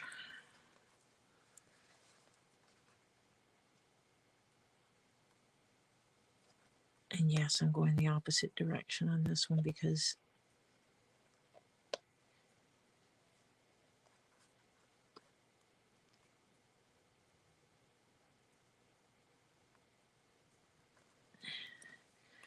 of that backer piece.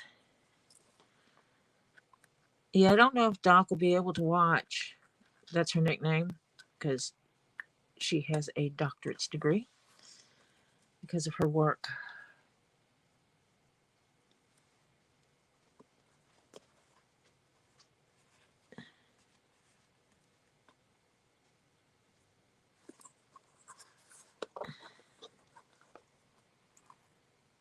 Yeah, that's right.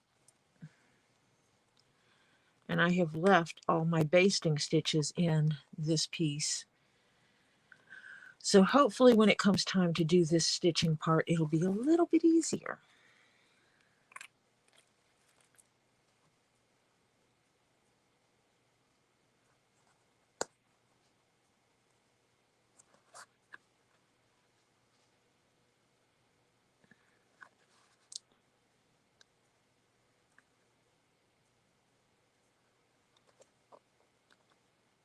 doesn't peel, right?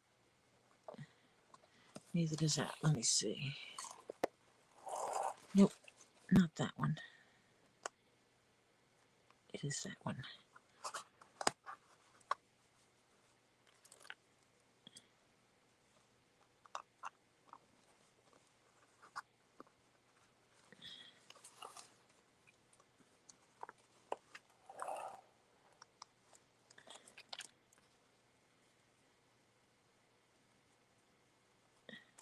When I get over here, this is the danger zone.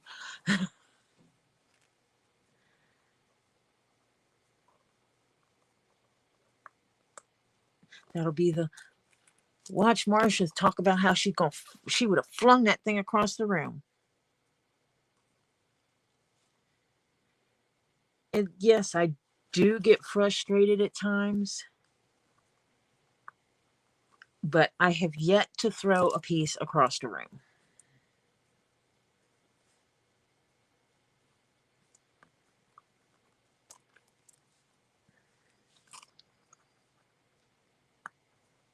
I might go in and put some extra pins in those.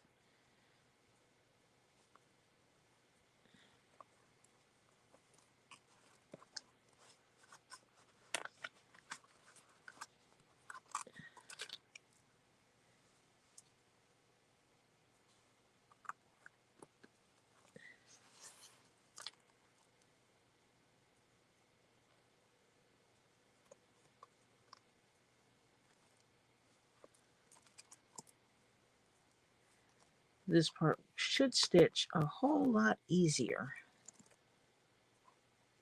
This stitching will not be seen from the outside.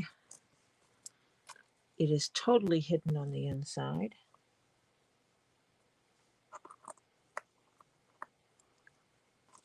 Because I got that up. I just realized I have that part inside out. And this is one of the reasons this is good that I didn't start stitching, because if I would have flipped this, I would have had this finished edge on the raw edge. So yep, I did it inside out.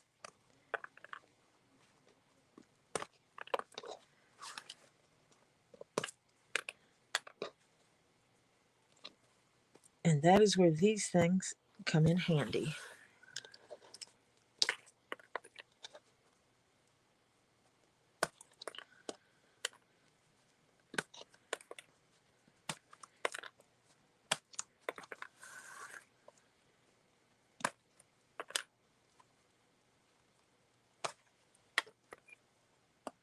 Because imagine if I would have been stitching that and got that stitched and realized I had the part upside down.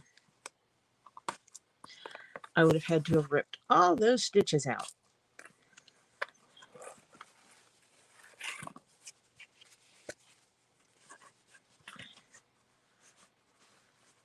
And those of us who sew know right sides together.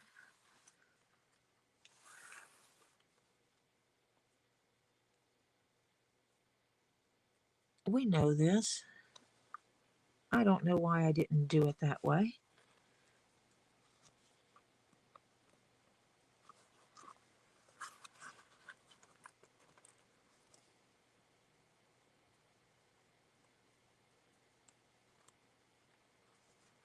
I do know it's harder to see the holes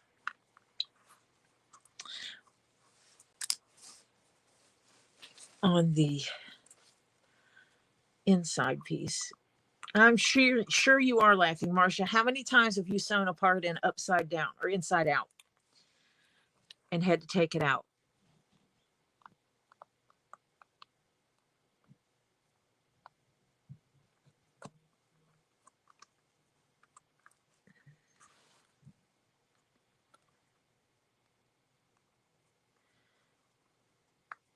I mean, you sew. Hi, Stacy. Yes, I have. I was sewing something. I actually took over sewing something for my sister because she sewed the same piece in upside down 4 times. Then she brought her sewing project over to the house, handed me everything, and says, please make this right. And that's not right either. This time it's upside down. It's not inside out.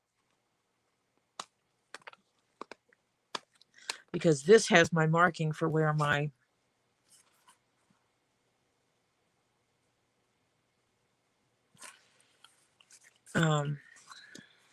yep, that thing, visor goes. So I've put it inside out. I've put it upside down. Now we should be good.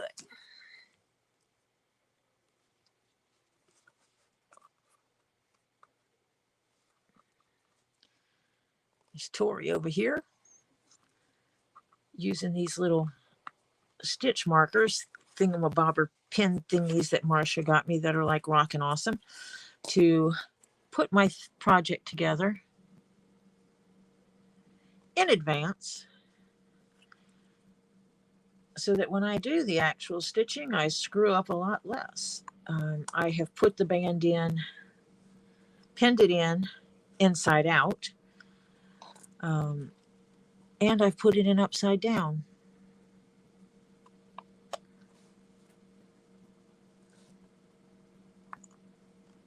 So now when I do it, when I flip this, it'll be finish side to finish side. And when it flips up, the marking for the visor will be on this edge where the visor goes. So now everything's copacetic.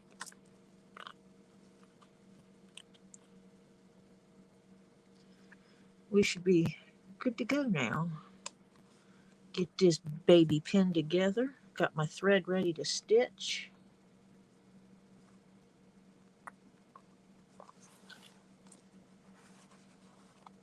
When the child came down, I forgot to ask them to get me some water.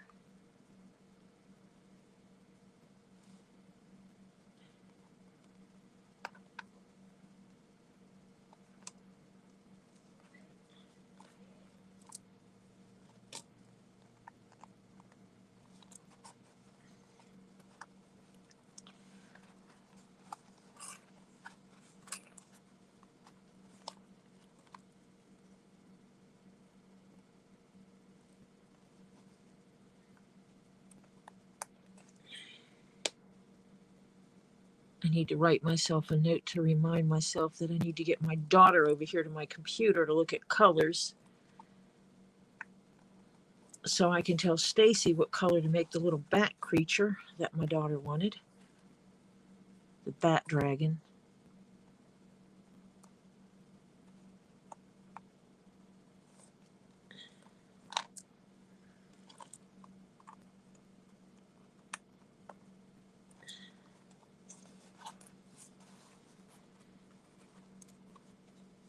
And I remember to send people monies.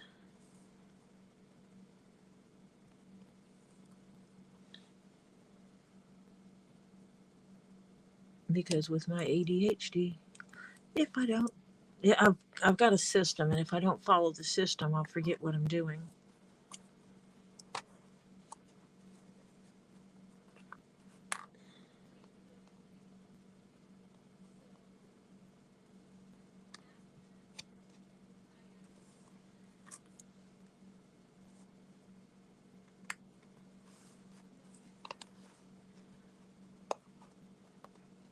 It is cute. Send you some money, ha ha ha.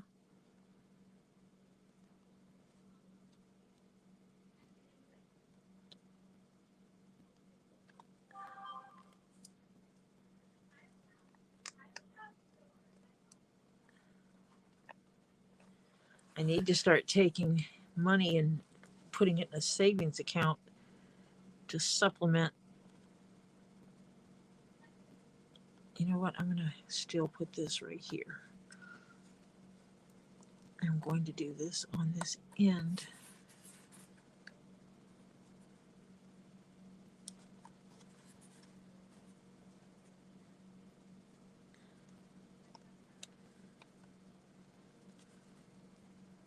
Is that right? Or is there another hole here? There is a hole here. That is the next hole.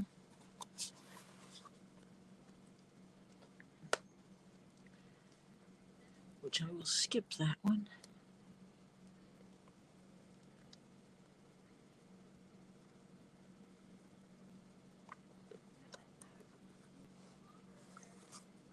And then there's this hole.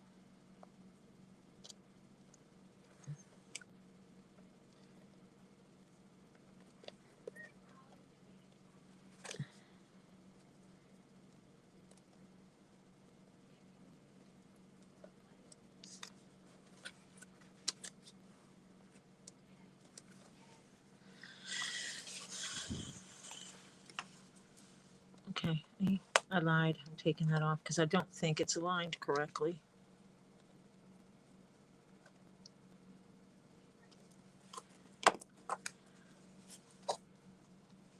It should have aligned perfectly with the holes. And it does not.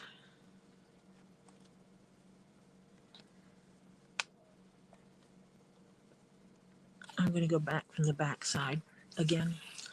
And the reason for this is because that way I get to that piece and I can center it right.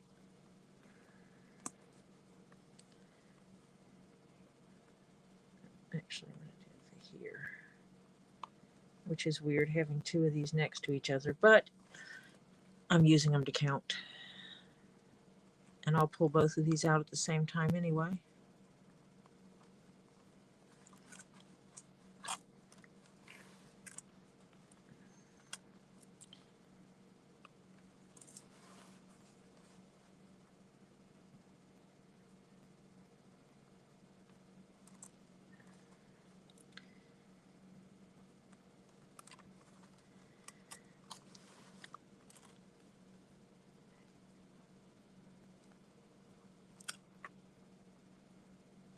Yeah, everybody wants my money.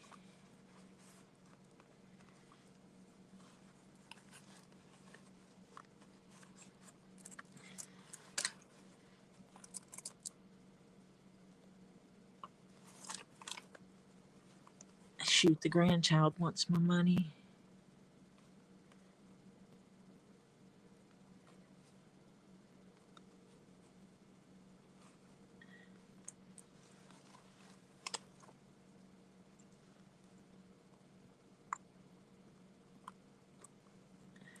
But he does cut, Toker does cut the grass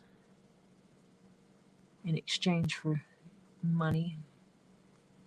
He's cheaper than the yard companies that come and do yards.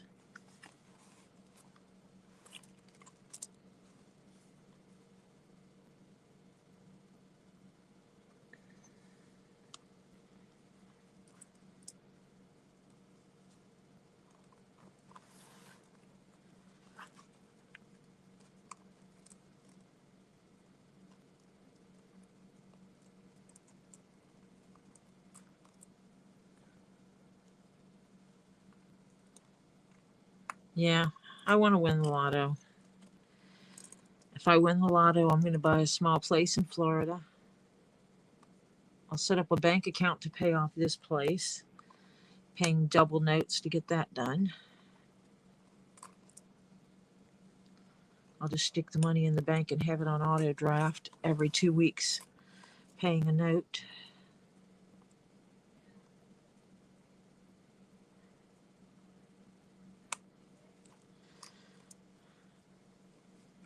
See if my neighbor would sell his house.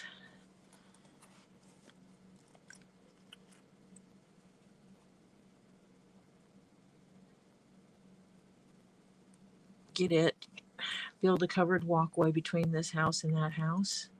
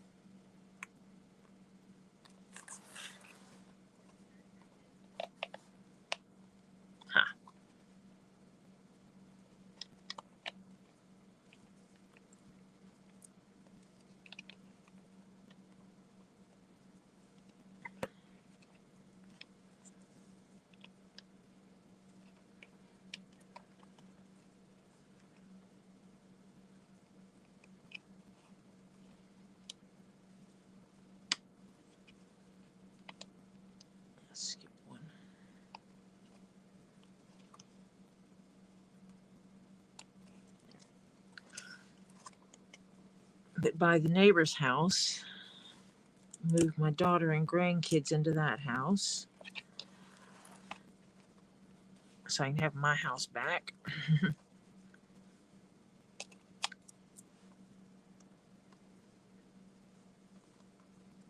And then when she finishes school and moves out, the house would be Topher's.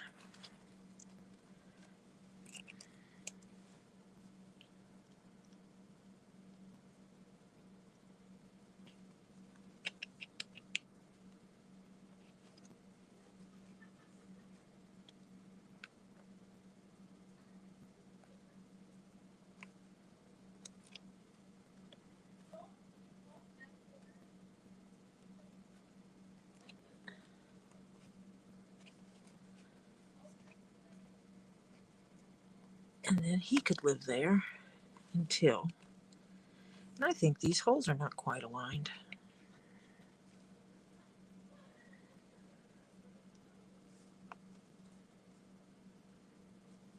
Let me see something.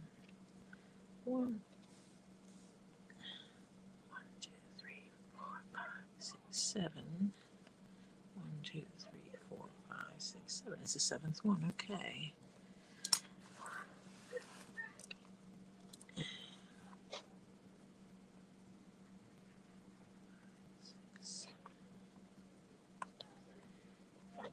Do it this way then.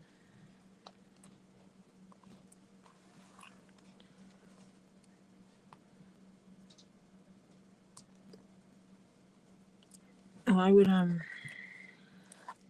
Lily would finish school, obviously, so that she could be successful on her own.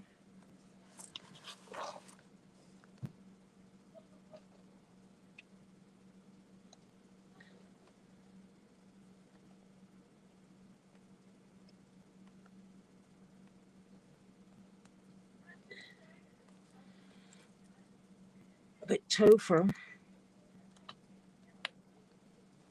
will need a place, may need a place to stay forever with his autism. He just may need that extra support. And so I want to make sure that it's there for him. That safety net, if he needs it.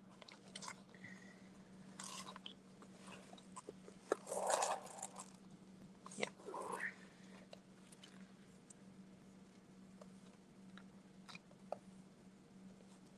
If that makes sense.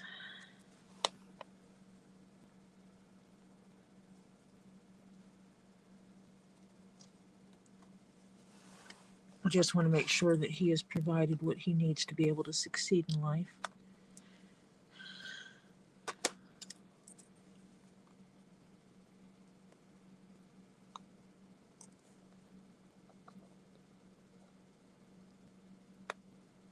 And it is a little bit harder on him.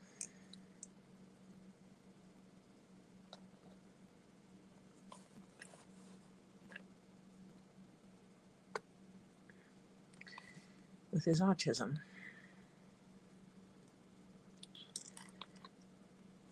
I cannot see the hole.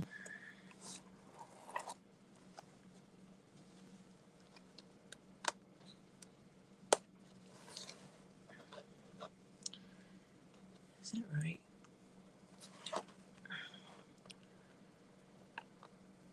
1, 2, 1, 2, 3, 4. Yep, that's right.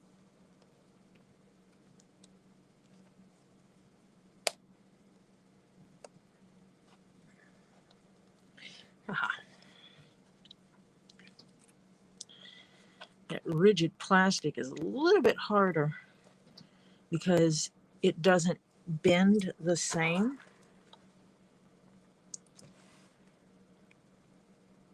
as the leather does. So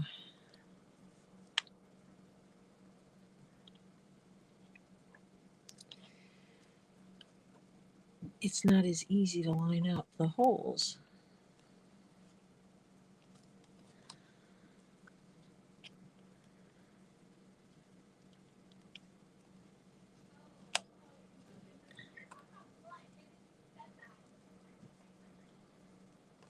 I don't know if you can hear my daughter. She's in there doing her thing with her stream, and she is so loud.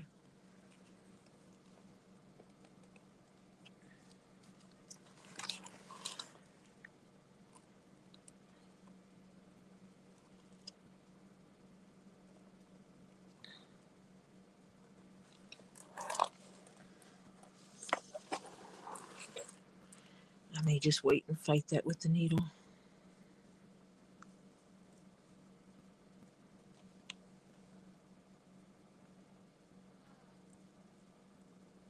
There it goes.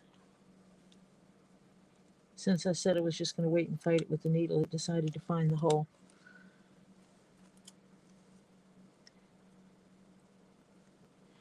Kitty breaks, huh?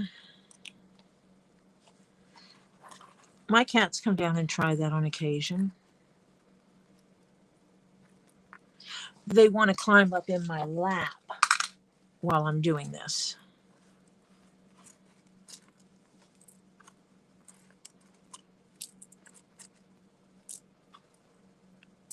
Do you know how hard it is to stitch? Make sure I got all of those extra pieces out.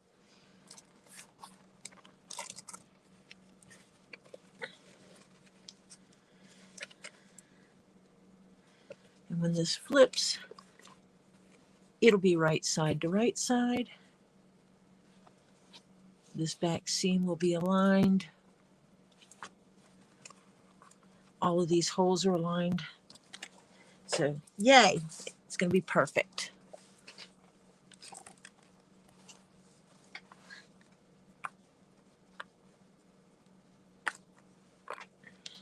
I know, put them in just to take them out, right?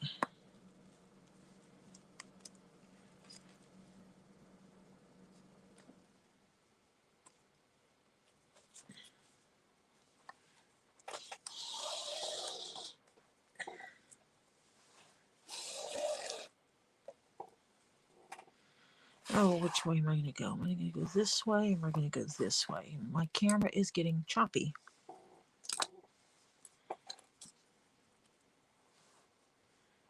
think I will go this way.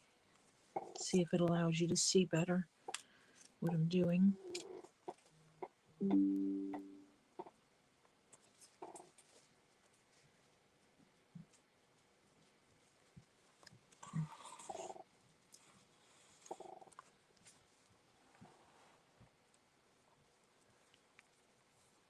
And one of the things I do is, one of my mental things is these threads must be the same length as I'm working.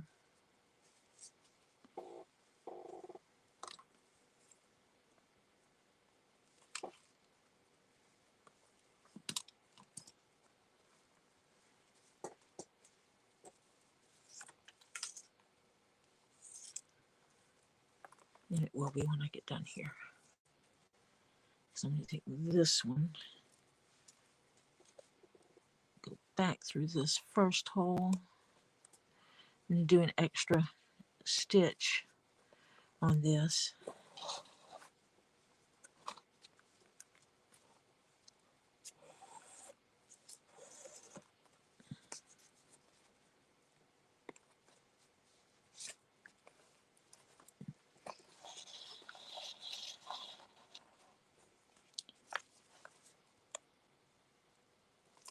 For added security.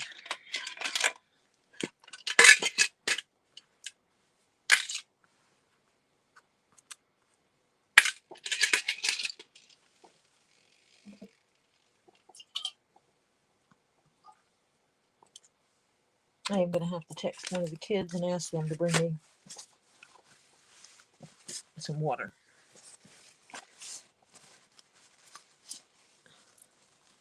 because I really should drink something.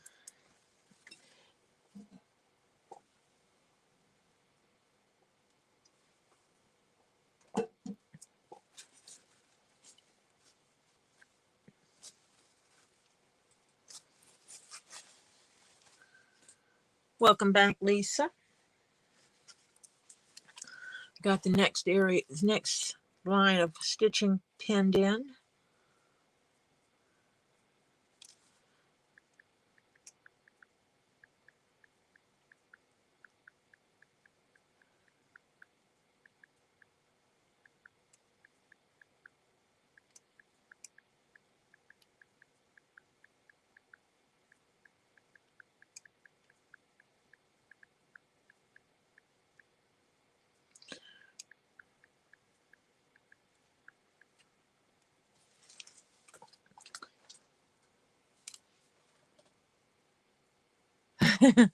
The crystal gator, huh?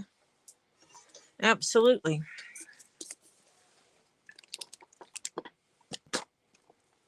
Lisa, if you want to work on the crystal gator while I'm doing this, you are welcome to come on with me. Work on your thing while I work on mine.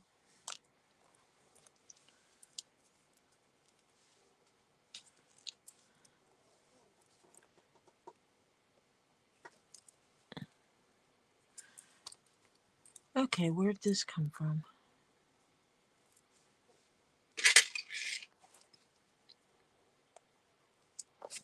Ooh, that was almost bad.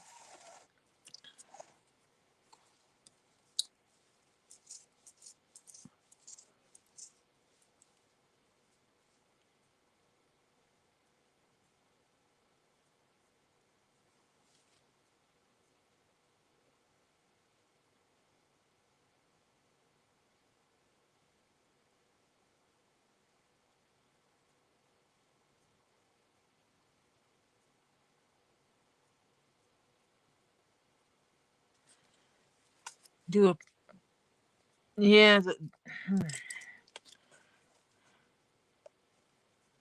Those skulls can't be cheap.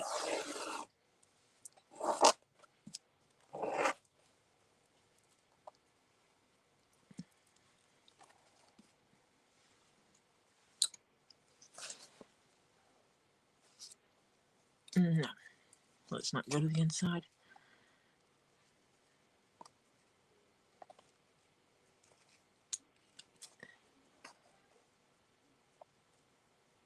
And because I'm doing this, instead of pulling it all the way through that side, I'll just pull it through on this side. And then just make sure I pull the thread each time, the stitch each time. I can do that because it's not, this is easier. Everything is aligned a whole lot better. And so it's easier for me to do it this way. It's also faster.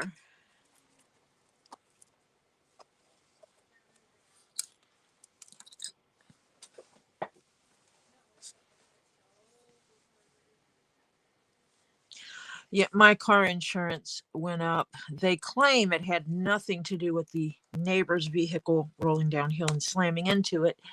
But remarkably, right after they paid the claim for that is exactly when they raised my insurance.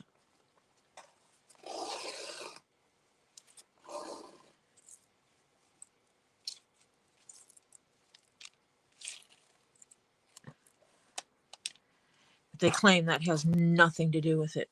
I argued with them. I told them that they're crazy, that had absolutely everything to do with it.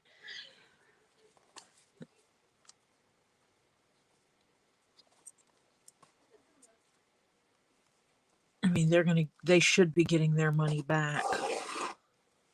But that guy's going to be in for a big shocker when they come after him for that money.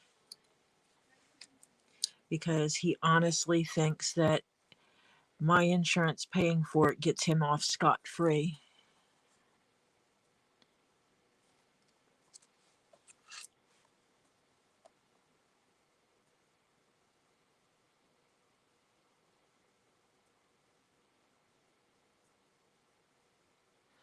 Yeah, I have full coverage on the Tahoe.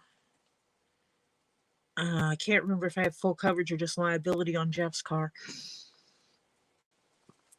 And then my daughter still has full coverage. I might drop hers down with it being not running right now.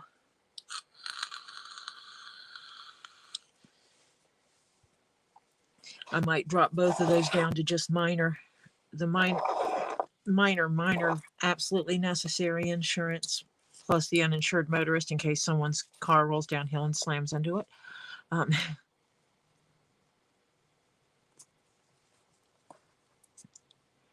and that way I can get some relief on that for a little while.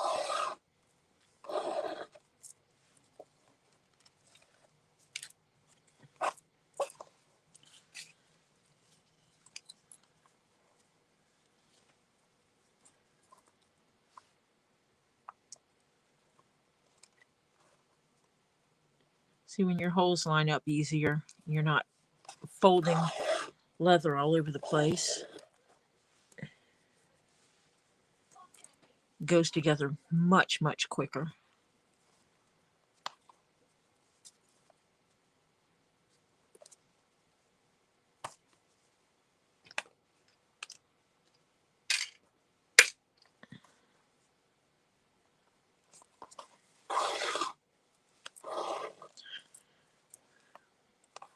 Tonight I will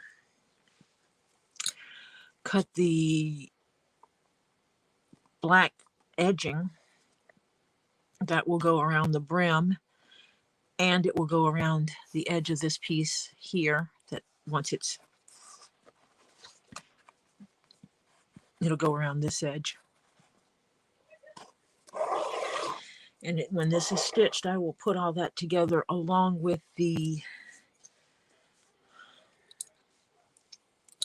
I will actually do that.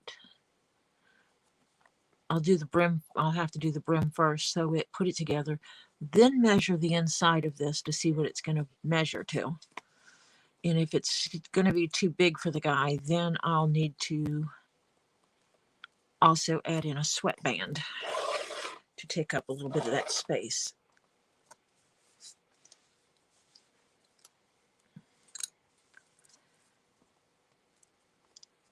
But the brim, because of how it's put on, will take up some of the space in here. And as long as it measures correctly when I'm done, that's all I care about.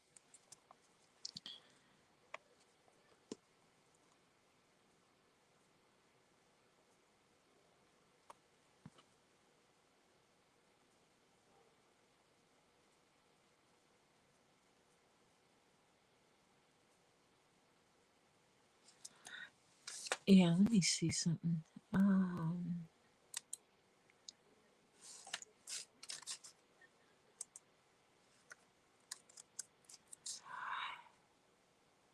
Yeah, I pay over $5,000 for 3 cars. That's insane, Marcia.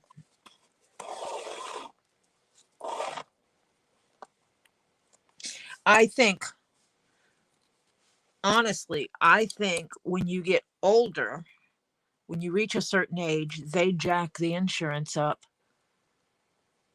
because some older people,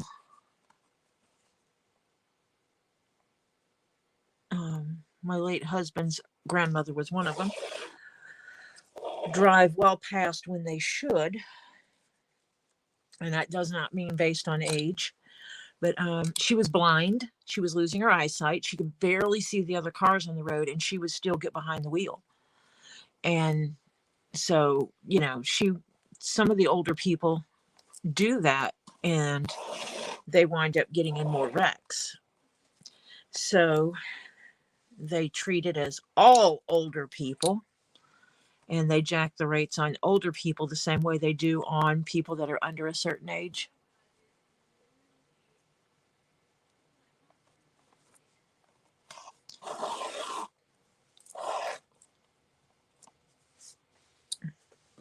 And I doubt they would tell you that, but I think that's what they do.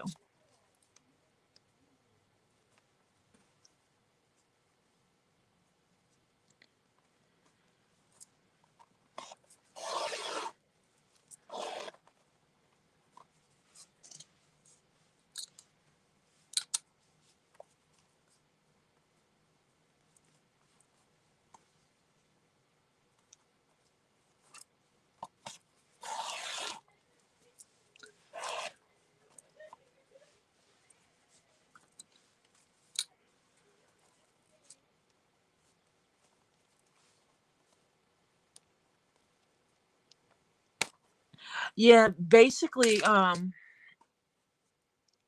my late husband's father went over and pulled off a couple of plug wires so that her car wouldn't run, and called all the mechanic shops they use and said, don't fix her car.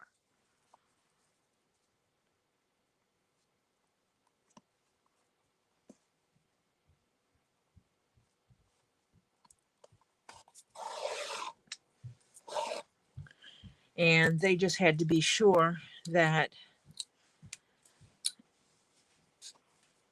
they were always there to take her where she needed to go when she needed to go.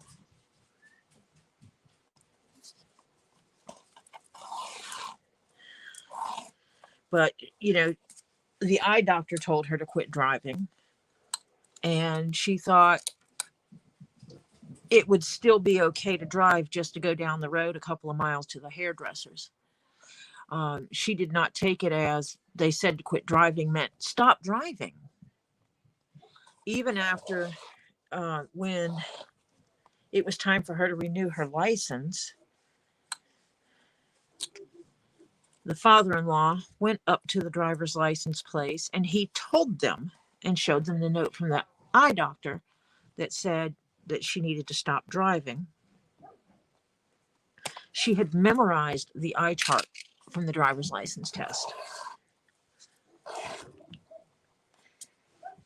So they changed it and gave her a different eye test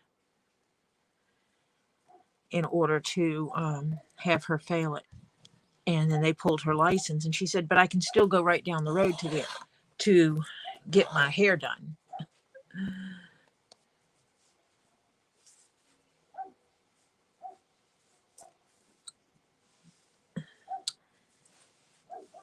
And I just hope when I get older and get to the point that I should not be driving, that I will be open to that and not put people at risk.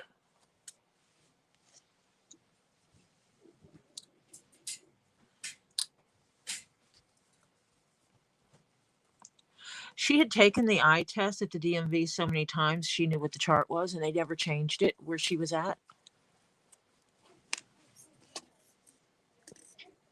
Will you get me some water? Why are you talking to yourself? I'm not talking to myself. I'm streaming. Say hi to stream. There's water.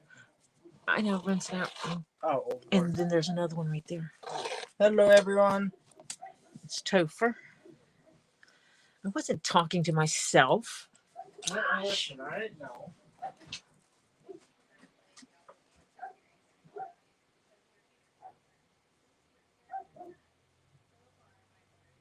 Yeah, it should be a must that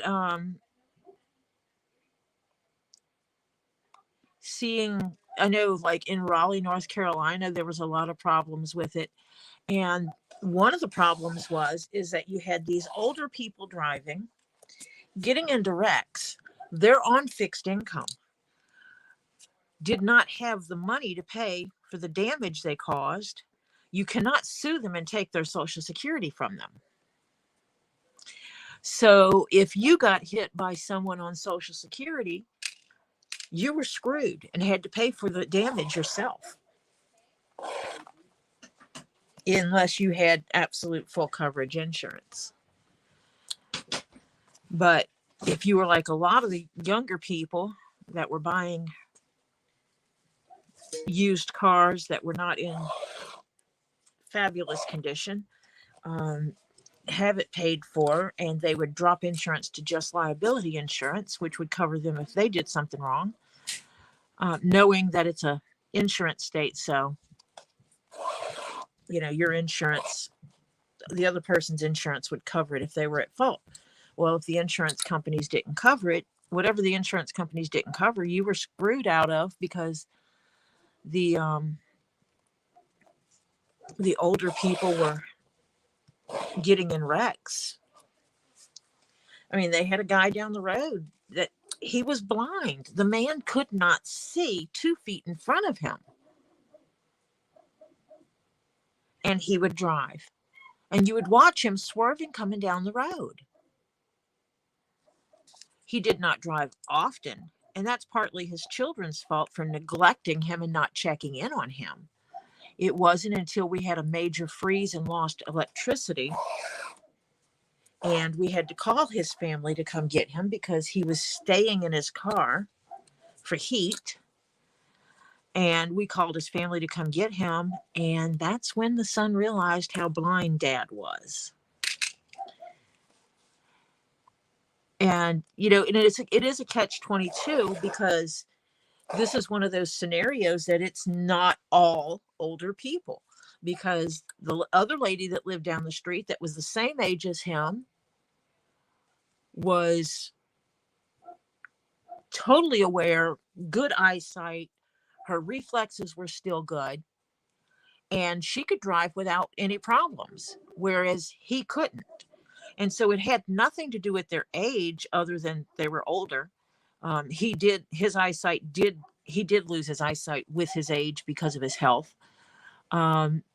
She took really good care of herself and didn't have those kind of problems. So it's not like there's a magical age cutoff, because both of them were in their 70s, and she was quite capable of driving around and he wasn't. Of her, what she called her old ladies group, she was the baby in her 70s. I think when I met her, she was like 73 or 74. She was outside planting pansies in her front yard and apologized to me for sitting on a stool while planting pansies because her knees were hurting too bad.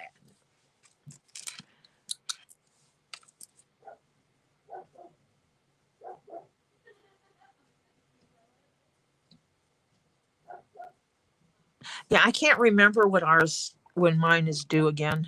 I think it's coming up in a year or so. I can't remember, but I'm going to get it renewed before then, because we're going to get it transferred over to the Real ID. I need to find out what we need for doing that.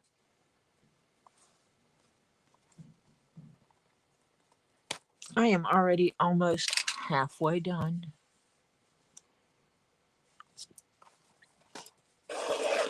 Think about how long it took me to go around this far on the other part.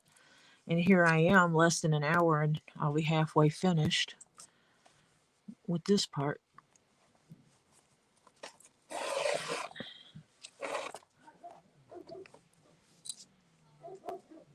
Yeah, I can't remember when my renewal is. Every year it gets close to my birthday, I pull it out, say, is that this year? No, it's not. Okay.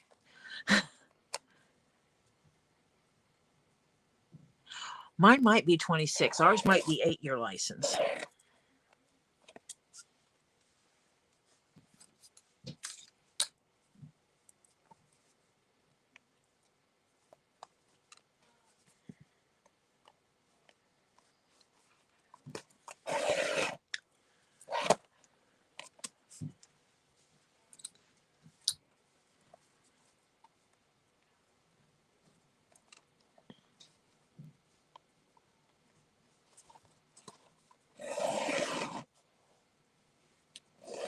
Yeah, the age cutoff is very much dependent on the person.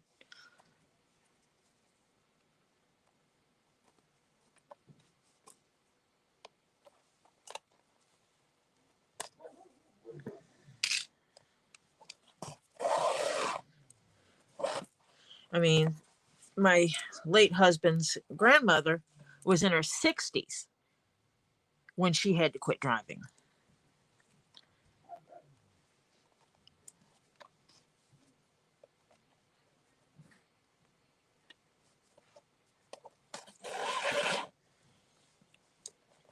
So big difference there.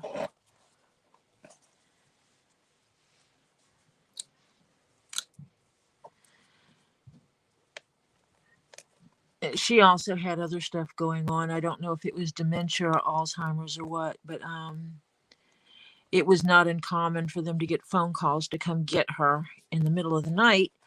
She would go out her back door and lock it and basically lock herself out of the house, and she'd be naked or nearly naked. No clue as to why she was doing that. Obviously, if you ask her, she'd tell you that she did not go outside.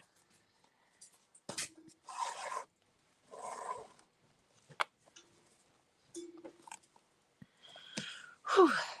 My grandchild is bringing me water because he's awesome. I know. Also refilled your tea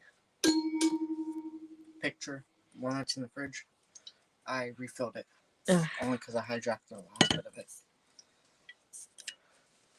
So, instead of being that a-hole, What? Instead of being that you? Not being an a-hole? I could have left it on the counter and not refilled it. That's okay. I'd forgot that it was in there, so you're good.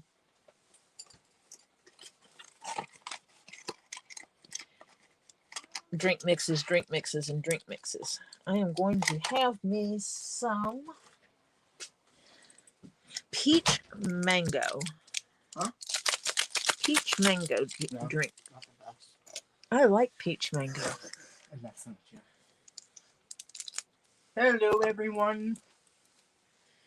It's Topher again. I know some people said hello to you earlier. I wasn't here to see it. Yeah, he said hello earlier, and then he took off to run upstairs. Grab you water.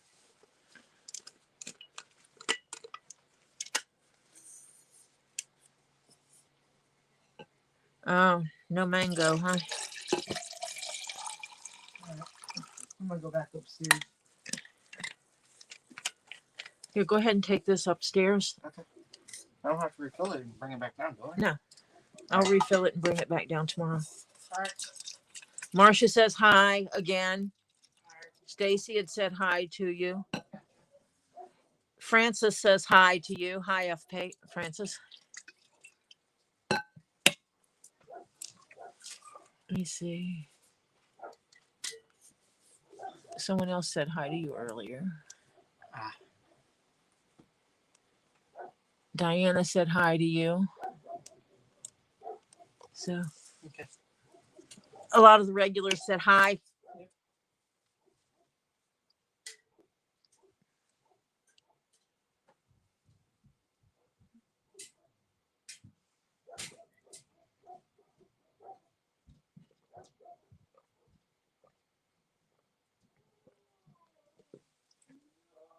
Yeah, it is. It's a catch-22, Diana,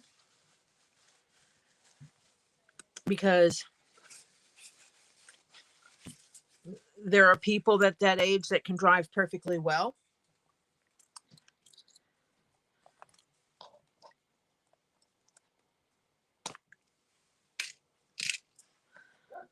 So it's that double-edged sword of, because it's not everyone. It's just like, it's not all younger. It's not all 18-year-olds who can't drive.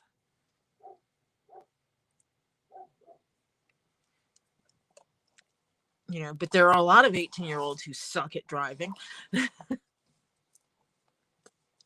But it's not all 18-year-olds that suck at driving. So it's the same kind of thing. And there really is no good rule on that.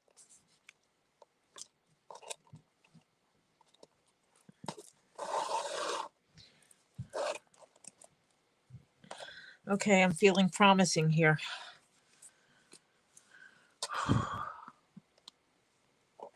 I used extra of these stitch holder thingies in this part that has the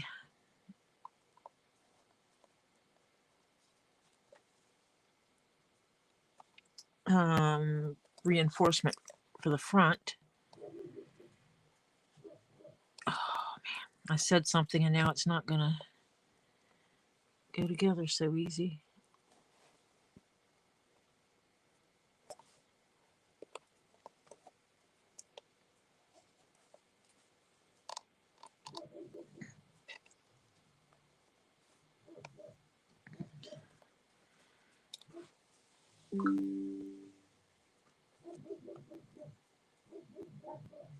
Trying to feel where the hole is. It's not easy.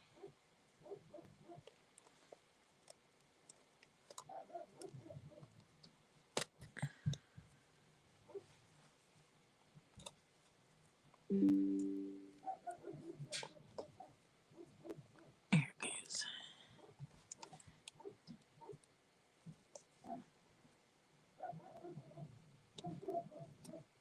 There we go.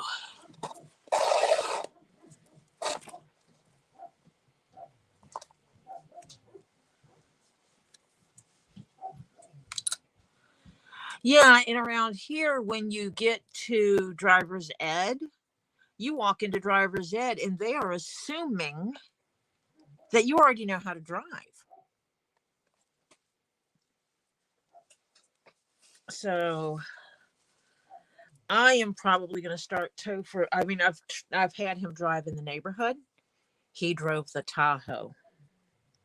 Before that, he had only driven his mother's car as far as he drove it down to the end of the cul-de-sac, turned around and came back and parked it. Other than that, it's backing it up and moving it on the parking pad or in the yard. But Jeff had pulled too close to the other cars, and Topher couldn't get the trash cans through to put them out on the road. So I told him that we would move it. And when I went out there, I threw him the keys and told him to get in the driver's seat. And so he expected to back out into the street and then pull back in. But when he backed out into the street, I told him how to cut the wheels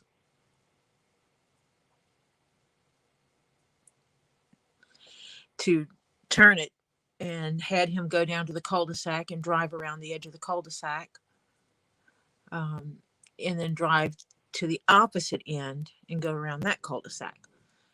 Because we do not have 3 streets here. It's all cul-de-sacs. There's one road in and one road out.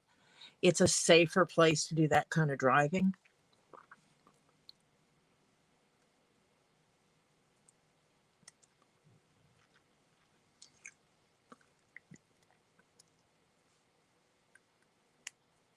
It allowed me to get him working on seeing how he has to look at the road to make sure that he's driving in his lane.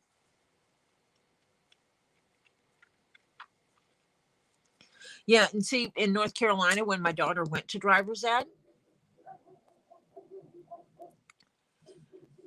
and when she went into driver's ed class, the teacher was like, "How many of you have been driving a car?"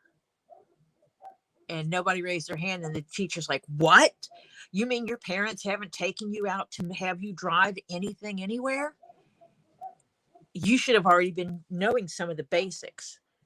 And this one girl, she's like, "But this is driver's ed. This is where we come to learn how to drive.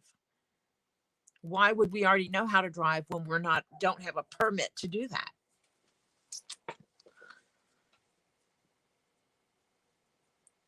Yeah, he can get away with it having a farm.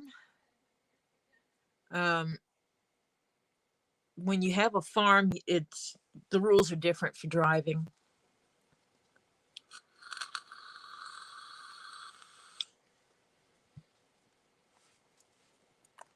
Definitely different.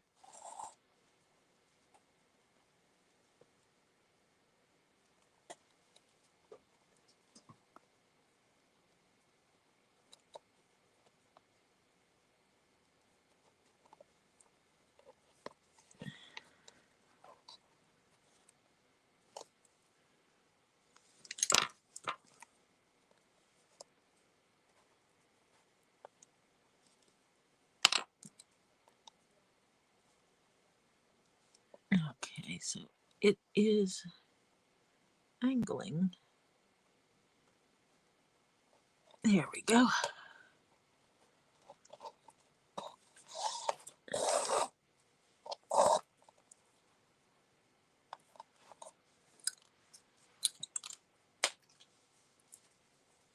And I'm all for it. If you have a safe place to teach a child how to drive early, then do it.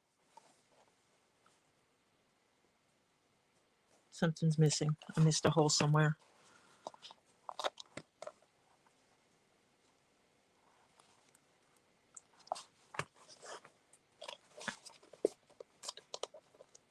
Is there another hole in here? This is not lined up.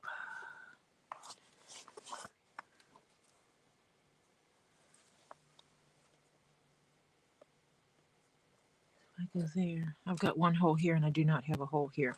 I need to back this out because I don't think I started in the right hole.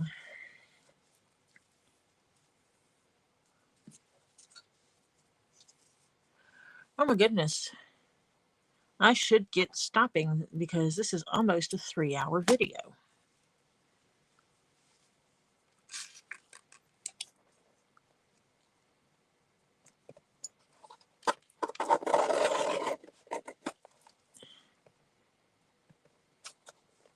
Being that I started at 6:45.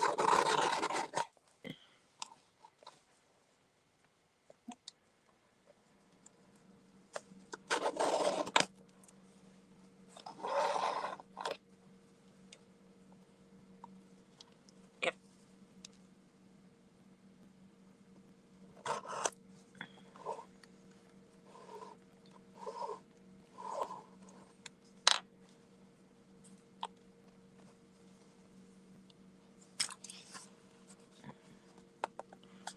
One, two, 1, 2, 3, 4, 5.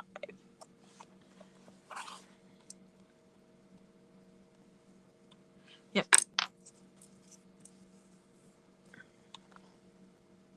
See if I can put that through that hole. I can.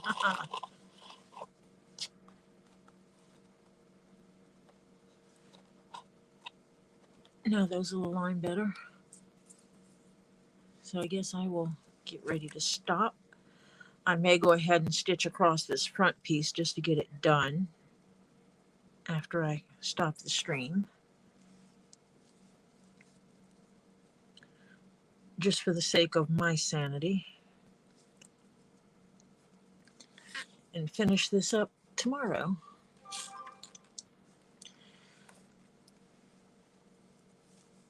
So when I come on tomorrow, I'll be starting over here.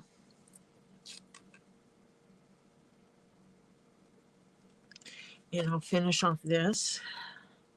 Then I will fight to flip the hat the way it's supposed to be.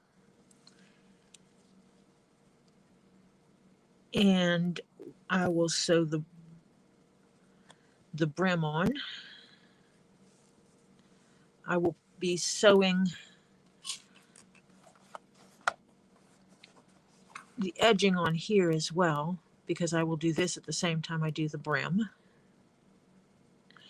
because it goes on the back side and it folds to the inside. And so I will do that, and then we'll stitch the brim on at the same time when it comes time to it. I will have to be sure to sew that one so I get to this point first, because that's where my brim starts. But I will sew the edging on the brim first. Then I'll start sewing the edging on this, going this way, and stitching the brim in at that point.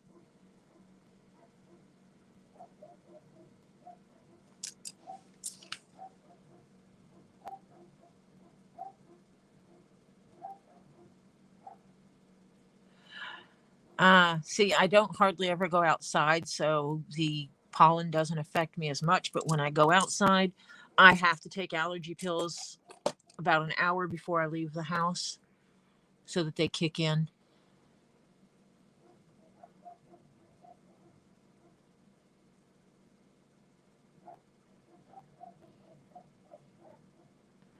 Stacy, they do that here too. When you get your permit, you have to be driving with a licensed driver, and they have to be over a certain age. So that stops you from driving with kids. And then once you get your license, you're limited to only having family members in the car for a certain amount of time and stuff like that. And I think it's a good thing to do.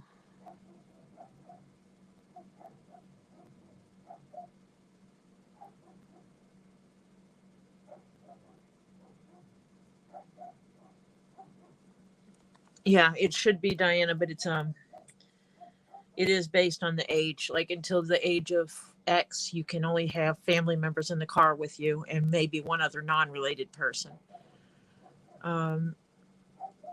I can't remember the exact rulings of it because, well, it's been a while since my daughter was in that position.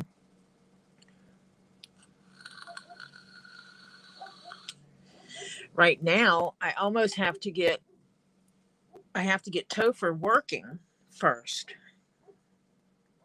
before we can afford for him to get his permit to drive, because the amount my insurance is going to jack up when he gets his permit is insane.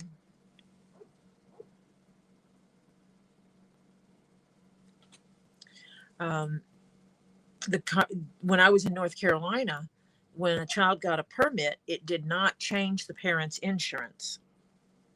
They were automatically covered under the parents' insurance. But in Georgia, they are not.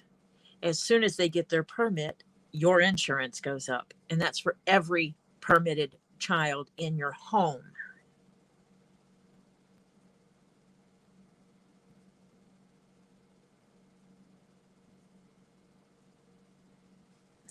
So, and, Topher is willing to do that.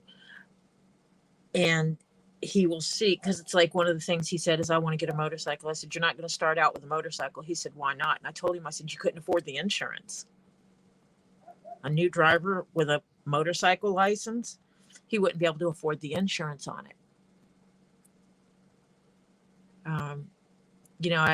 I've talked to him about what is practical for your first vehicle, because not everything is practical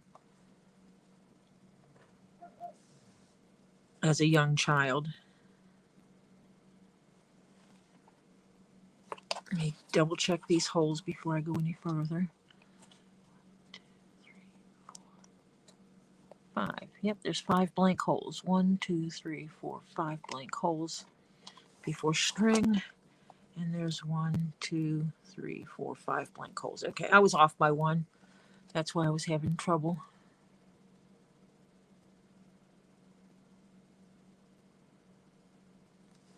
Yeah, when you get a permit to drive, that's where you're learning. You're driving with a licensed driver. It's based on the household, or the parents' insurance. Because I'm the one that carries the insurance for all the cars in the house, simply because it's cheaper because of my homeowner's insurance. It's through the same company as my car insurance, so I get a deep discount on that.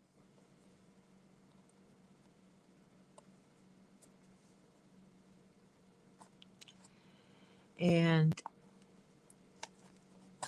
it would be my insurance that goes up. And I need to find out exactly how much my insurance will go up when he gets his license.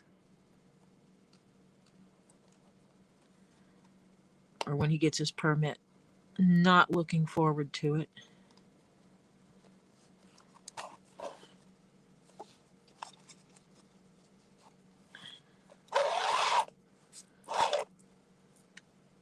I don't want to be paying $6,000 to $8,000 a month. I mean, a year.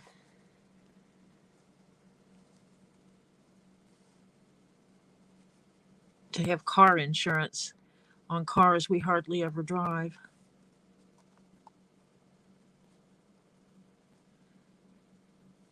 But I also don't want to drop my full coverage insurance off the Tahoe.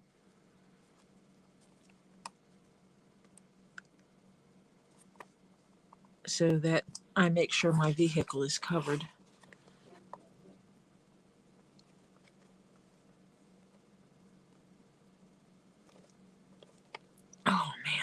be a pain in the butt. I'm going to do this after. I'm not going to try to do this on here. You guys don't need to hear me cussing because I'll probably cuss a little bit.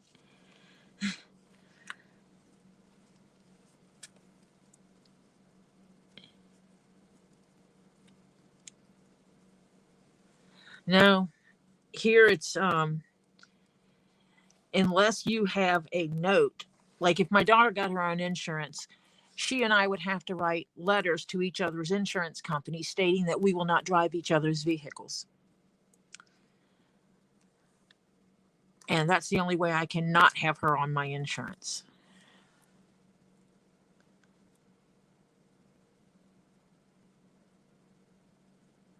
And so anyone that lives here and has a license would have to be under my insurance. No, I have to go to Texas. I have to do 24-hour round trip to go get my trailer. The insurance company has it at one of their facilities right now.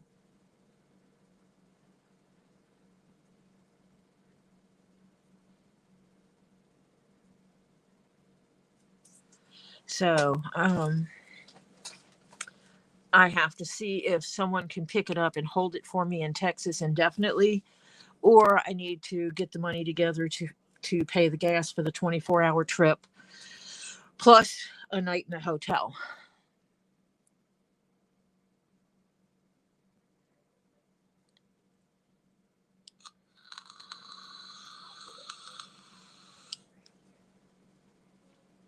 Yeah, with the exception of the trips to Florida and a trip to Texas, the only time the Tahoe goes anywhere is to the grocery store. So it's not a daily use vehicle. And depending on how we buy groceries, we may not leave the house for 2 weeks.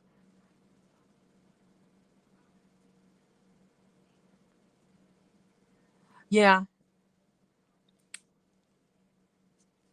I don't know what the insurance company would have done had I gotten the title in the mail to them sooner. I literally had it signed and in an envelope. I just had to get a stamp and drop it in the box. But if I would have already signed the title over to them, how would they have handled that if the trailer was found after the fact?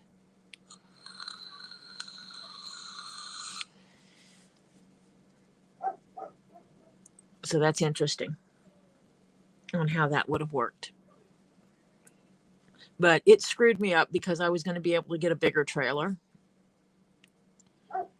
And so now I have to get the money together to get a bigger trailer. It's about $1,500.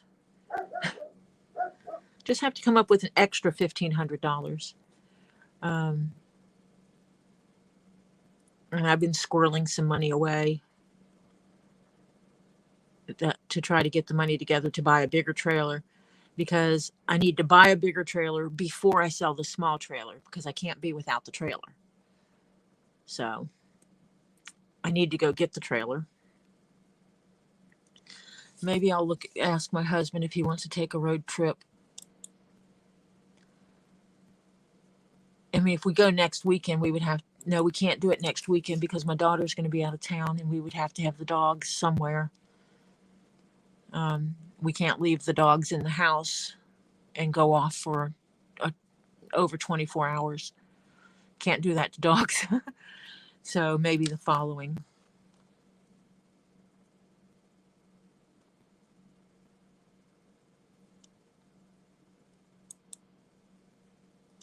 So maybe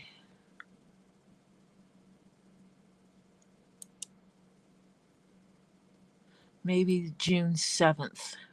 Leave out Friday night, June 7th. And go to Texas, pick up the trailer, and then drive back. So I might do it then. I need to see what works.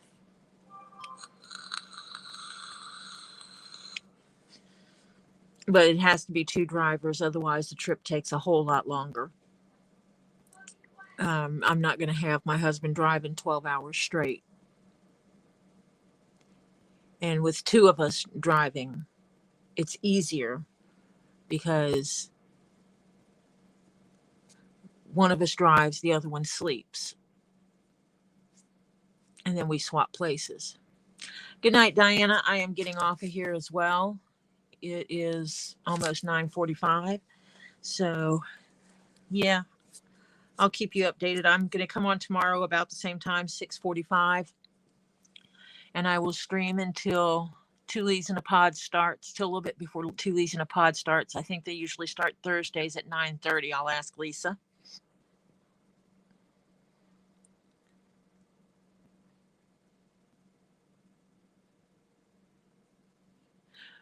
Yeah, had I already signed it over and gotten the check, they would have been having a trailer because I would have been done at that point.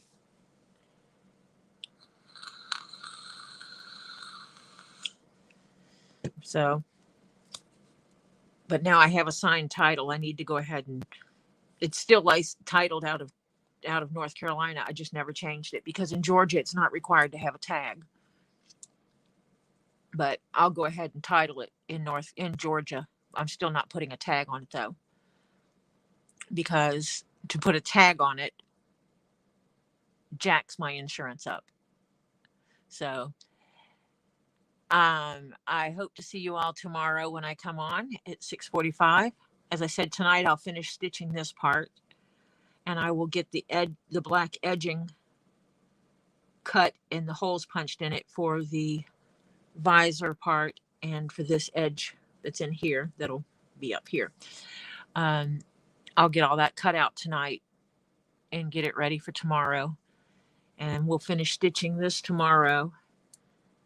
Put the edging on the visor, get it all pinned together for the rest of it, and start stitching that. And by end of day tomorrow, maybe, it'll be finished. So you all have a wonderful rest of your night. I hope you have a wonderful day tomorrow, and I hope to see you tomorrow evening. And I will talk to you later. Oh,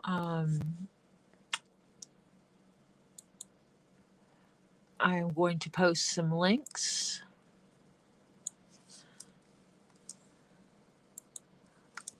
Two Leaves in a Pod comes on Tuesdays and Thursdays between 9:30 and 10. Friday nights between 7:30. You can find us over at Get Swamped. We watch their live and they do a sale of primarily rocks and crystals.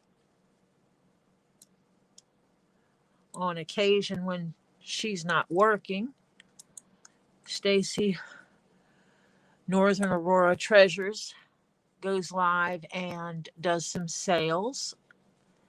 And lately, when she's doing her sales, she is accompanied by Flutter Yo, who also sells some rocks and stuff.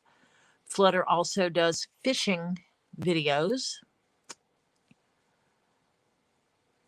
And Diana will often post unboxing videos or videos with her crystals and stuff. One of our newest to start posting videos is Phil, CPR. He's going to be doing his adventures in his wheelchair and getting around. And one that usually streams 3 times a week, who has not been on since she broke her leg, is Rosie's Random Treasures. I cannot speak tonight. So that is our people. There's a full schedule of stuff. There's people on almost every night of the week. So you have plenty of places to go watch. So I will see you tomorrow and I will talk to you later. Bye for now.